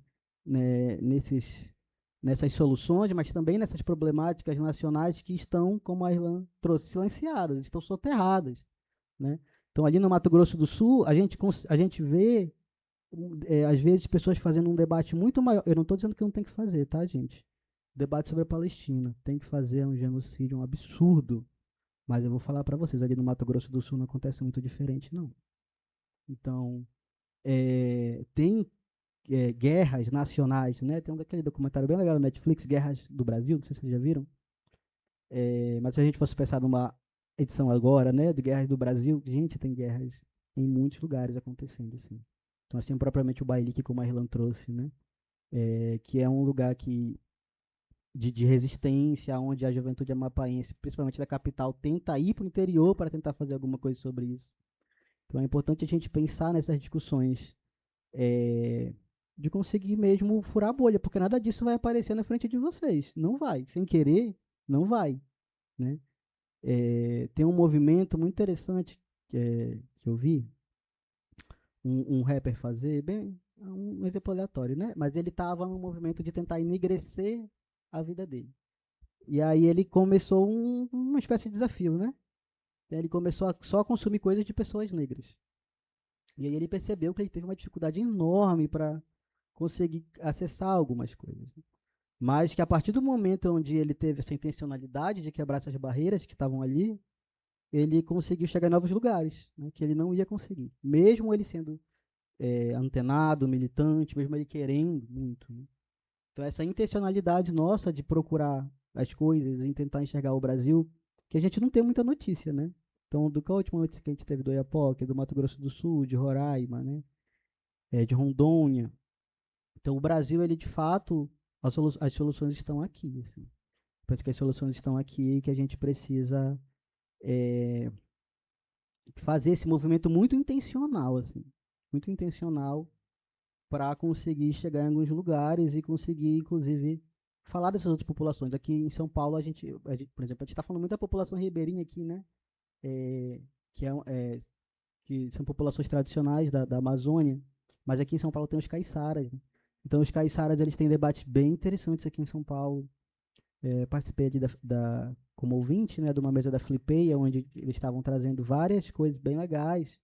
Eu acho que é bem interessante a gente se aproximar desses debates, né? Recentemente aqui em São Paulo teve uma demarcação de terra, Guarani, com a ministra Sônia. Os caiçaras também estavam fazendo vários debates em relação às questões que eles estão passando em lugares que são de proteção ambiental, porque esses lugares de proteção ambiental muitas vezes acabam sendo um problema para eles, porque a legislação é pensada de uma forma onde eles também não são vistos como proteção, né? Como proteção daquele ambiente. Assim como os povos indígenas onde estão, a gente tem mais preservação. E só comentar um pouco dessa questão dos debates das relações internacionais e da psicologia, né? Eu penso assim que a gente tem muitas relações. A gente vai conseguir encontrar mais ali para a psicologia social, para essas pessoas que estão nessa discussão menos organizacional, menos psicopatológica, né? Que é o lugar que eu gosto de transitar. Então, penso que as relações internacionais e a psicologia, elas têm muitos caminhos em conjunto para a gente conseguir pensar essas relações geopolíticas. Obrigado. Gente, eu não quero ser chata, eu detesto falar isso. Mas, se a gente quiser pegar mais perguntas, a gente já está um pouco avançado no tempo. Por favor. Tá bom. Ok. Deixa eu atender essa. Então, pensando assim, muito legal pensar sobre intencionalidade, né? Porque até a gente mesmo, para chegar numa mesa dessa e discutir as coisas que a gente discute, teve muita intenção e vontade e empenho, porque, querendo ou não, a própria população do Amapá, mesmo vivenciando tudo que vivencia, mesmo tendo tudo isso escrachado na cara, não está de fato, desculpa, não está de fato discutindo isso, percebendo as violências e tudo mais, mas aí eu trago essas reflexões sempre pensando que tem os lugares do acesso também, né? A gente intencionaliza, busca, mas também tem que pensar que, enfim, esse acesso às vezes ele é propiciado ou não, e a gente tem que ficar se colocando também para a coisa dar certo. Eu fiz umas anotações aqui que é para tentar amarrar tudo, mas aí eu acabei bagunçando meu caderno inteiro. Mas, por exemplo, falando sobre redes sociais, aí eu vou atrelar sobre a ideia dessa resistência a partir de comunidade, na ideia de nacionalização, né, de toda a nossa luta e da nossa pauta, e também de como que a gente se organizando pode, por exemplo, ver a raiva como um grande mote para a gente conseguir, talvez, intencionalizar uma resposta, né? Não, vou sair no soco, vou atrás de guerra, não. Mas pensar que isso aqui reverbera a ponto de eu querer discutir.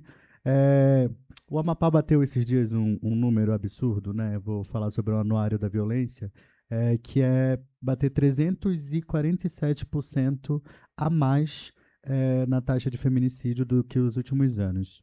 E isso a gente não consegue, por exemplo, enxergar na rua, de fato, e tem um viés que é importante nesse número, que é as subnotificações diminuindo. Então, se 347 notificações foram feitas, quer dizer que, de algum jeito, do ano passado para cá, esse número aumentou muito. Então, tem mais pessoas fazendo essa denúncia, o que é muito importante. Mas o que eu quero trazer com isso é que o acesso às redes sociais também propicia a possibilidade da gente transformar esse lugar como um lugar nosso. E aí vem um Discord da vida, vem outras redes que são utilizadas para o Red Pill na nossa cara, o próprio YouTube está cheio de conteúdo violento, o Instagram está cheio de conteúdo violento, e o que nos sobra é uma coisa que eu estava reclamando com o Alex mais cedo quando cheguei. É a insistência. A gente não pode desistir desse lugar, porque essa insistência, essa discussão, essa narrativa que eu busco, que eu vou atrás, que eu falo, que eu compartilho, que eu posto no story, no meu feed, enfim, é o que aumenta essa taxa de número de violências, enfim, que estão notificadas, sabe? Infelizmente, uma coisa está atrelada à outra. É muito triste, é um exemplo absurdo. Mas em algum momento, essa não discussão fez essa invisibilidade ser tão grande que os números eram zerados. E a gente não discutia feminicídio. Mulheres não eram mortas, não por isso. Talvez por outra coisa, né? Mas não por isso. Então, só a rede social é o que traz esse debate e democratiza esse debate às pontas.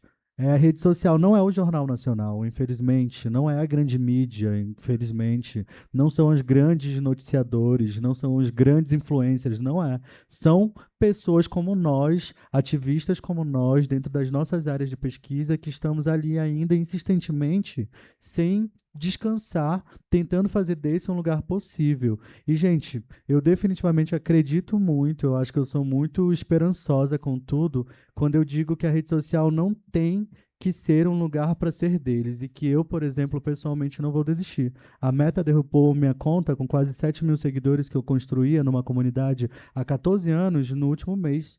E eu vou bater 2.500 seguidores daqui a pouco. Eu tenho 1.400, mas estabeleci metas estratégicas comigo mesma, porque eu decidi que eu não vou abrir mão.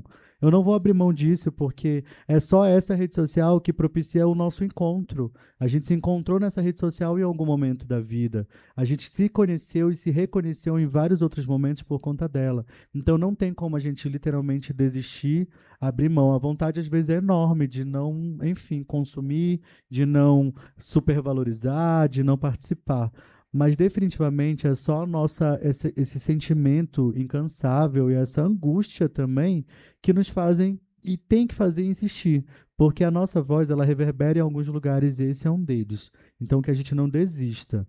Mas aí pensando que o consumo dela também abre margem para outras coisas, que a gente sempre seja muito atento, é isso. Não vai só entregar o seu dado, entregar a sua possibilidade, seu conhecimento, sua pesquisa e esperar que vai ter alguma devolutiva. Não, o que a gente quer ali é alcançar pessoas. Então que a gente busque na rede, mas também que busque numa redoma maior, que busque na nossa comunidade, no nosso bairro, na nossa rua, dentro do ônibus. Eu adoro conversar com o Uber, gente.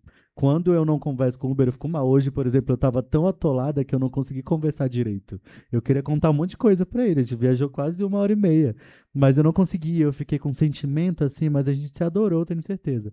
Porque eu acho que esse é um lugar de disputa também, sabe? É uma pessoa que está ali trabalhando e que a gente está disputando consciência e querendo ou não, em ano de eleição, jogar um shadezinho assim, ah, nossa, essa direita vai acabar com tudo, né? A economia vai pro beleléu se for desse jeito, não sei o quê.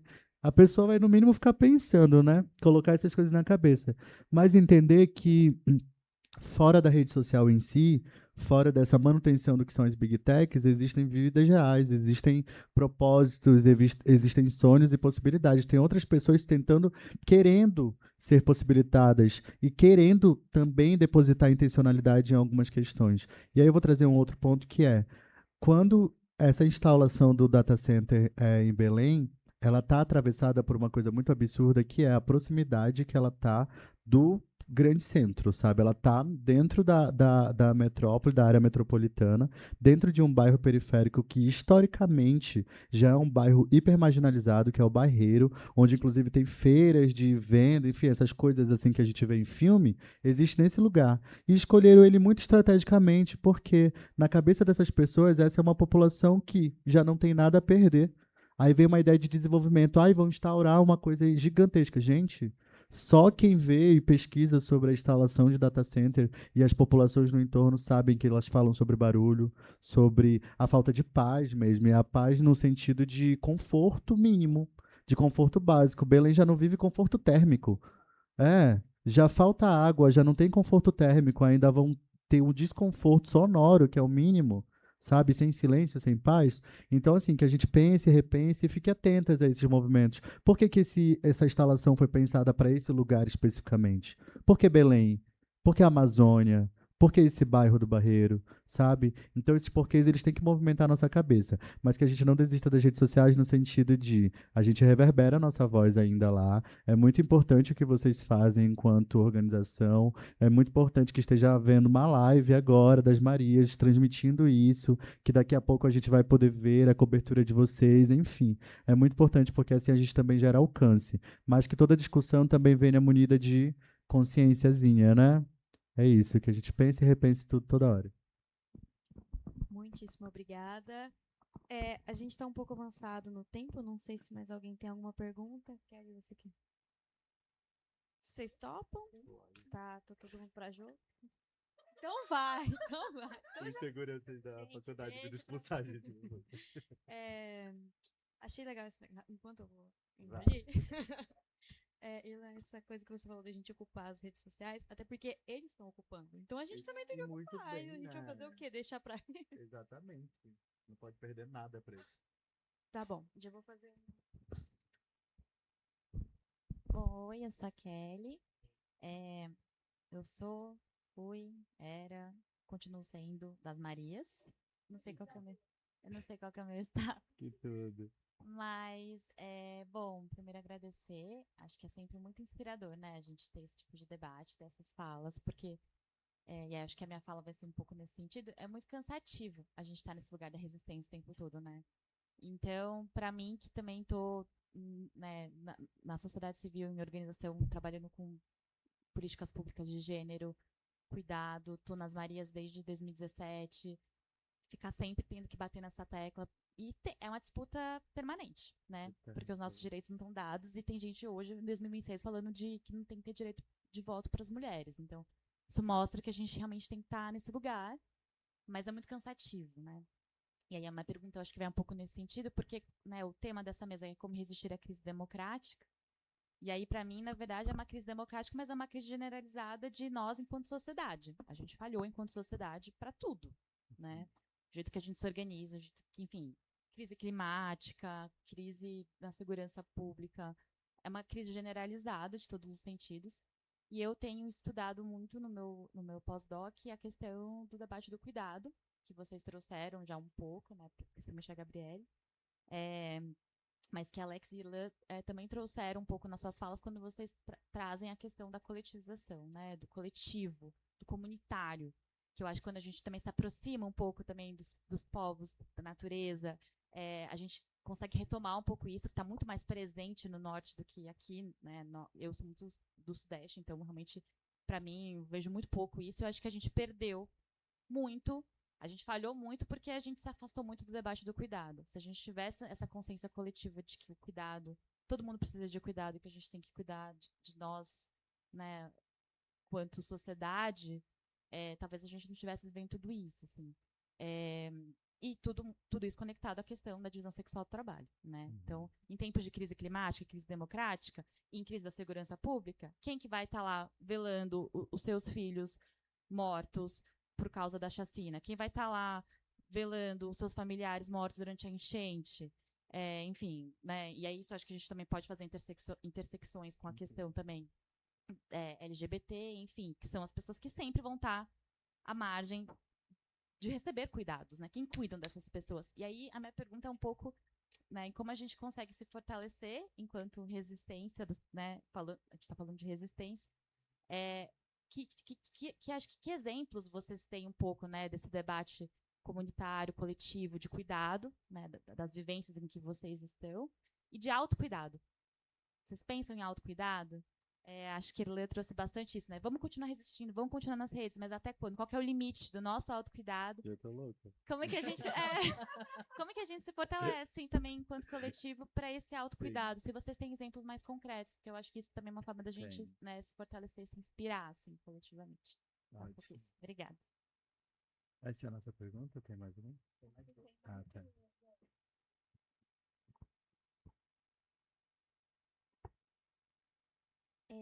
Muito obrigada, Irlan, Alexander e a Gabriele, por suas falas. Foi muito bom ver vocês, foi muito inspirador, como a Kelly disse. Eu sou a Ana Lívia, sou doutoranda em Relações Internacionais aqui na USP. E, na verdade, a minha tese é sobre a diplomacia cultural soviética no Brasil, mas nas Marias eu estudo articulação de grupos de pesquisa feminista, de gênero, e também representações relacionadas a gênero, então estou com essas duas agendas. E é uma pergunta ampla, mas eu acho que tem relação com o que vocês falaram, principalmente com a última fala agora da resposta da Irlan. Mas partindo de uma perspectiva das emoções na política, né? Eu li bastante a Sarah Ahmed, Martha Nussbaum, o Blicker. Todas as falas me fizeram pensar nas crises generalizadas que a gente vive e quais emoções que emergem, quais emoções esse contexto nos atravessam e como elas nos atravessam. Quando a gente fala desse cenário de violência, de restrições de direito, me vem percepções de medo, de insegurança, aversão, que são legítimos, né? Mas como essas emoções moldam, restringem corpos individuais e coletivos? Será que pensar em emoções diferentes de medo, de aversão, de insegurança, talvez pensar em raiva, em esperança, não nos ajudam a pensar formas de resistir a essas múltiplas crises? Essa seria a minha pergunta, mas acho que é mais uma reflexão, né? Ela é um pouco ampla. Obrigada. Bom, gente, boa noite. Tô tranquilo.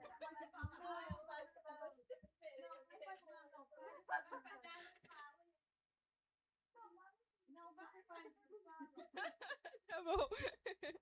Eu sou a Maria Júlia, sou da área de projetos das Marias também da área de RI. Sou mestranda e eu, assim, tô 100% dentro da agenda de gênero, assim. Mas acho que primeiro só queria agradecer muito a presença de vocês, que era até uma coisa que a gente estava comentando antes de começar. A gente está tentando repensar esse formato do seminário para como ele pode alcançar mais pessoas, sabe? Mas, tipo, ouvir que vocês estão felizes de estarem aqui, né? De estarem nesse espaço com a gente, assim, acho que já deve ter um outro olhar para essa situação que a gente estava. Só agradecer muito, foi muito bom. O Alexander que veio ano passado, né? A gente tá muito feliz que você veio para essa mesa esse ano como convidado. E eu tinha, tipo, duas perguntas. Uma já foi bem respondida, na verdade, que era a questão de juventudes. Mas acho que eu quero só interseccionar com só um pensamento que eu tive. Eu só queria ouvir, acho, vocês, não é exatamente uma pergunta. Mas, tipo, o papel da educação nesse local, assim, acho que a gente falou muito de coletivos, né, de organizações mais organizadas mesmo, né, com um certo nível de institucionalização, de repercussão, mas, tipo, eu ando tendo experiências na sala de aula que mesmo assim, né, eu olho para uma turma de RI que a gente pensa já está um pouco mais alinhado com esse debate, eu acho desafiador, assim, e eu não sei muito bem como pautar às vezes, sabe? Porque é isso, eu não sei que tipo de conteúdo esses alunos estão consumindo, eu não sei como esse conteúdo interage com as coisas que eles estão vendo na sala de aula. Não sei como o meu corpo está sendo lido por esses alunos lá na frente também. Não sei como eles vão receber isso às vezes, assim. E eu acho que eu queria só pensar um pouco essa construção, né, o tema, né, dissidências e insurgências nessa crise, mas no lugar, às vezes, do educar, né? Porque se essa juventude ainda é muito o foco desse conteúdo muito violento, e às vezes elas estão de fora dessas organizações mais, né? No nível que a gente está aqui, por exemplo, talvez elas não vão acessar como a educação pode ser esse local de uma outra construção, de um outro lugar, com uma outra linguagem, como a Irlanda estava dizendo. Nossa, muito. Eu vou pedir para vocês responderem as perguntas aqui fora, porque a gente precisa fechar a sala. Essa é a notícia. Porque a gente precisa terminar a gravação para fechar, e aí a gente responde aqui fora. Pode ser? Desculpa, gente. E aí a Anne vai fazer um encerramento formal, a gente tira uma foto e aí a gente responde aqui fora. Perdão. Adorei. Bom, gente, vai ter continuação, mas queria novamente, em nome das Marias, e agradecer a presença de vocês. A gente ficou muito feliz com essa mesa, tenho certeza que foi muito rico para todas nós que estamos aqui presencialmente, e também para quem está online, para quem está acompanhando. Espero que tenha sido para vocês também essa troca. E que a gente continue tendo esses espaços de fortalecimento, de trocas, de discussões, justamente para que a gente possa evoluir e superar, ou pelo menos tentar ao máximo que a gente pode, todos esses conflitos e essas questões que a gente colocou aqui. Então é isso, muito obrigada. Esperamos que todo mundo tenha gostado aí, que todo mundo tenha aprendido tanto quanto a gente. É isso.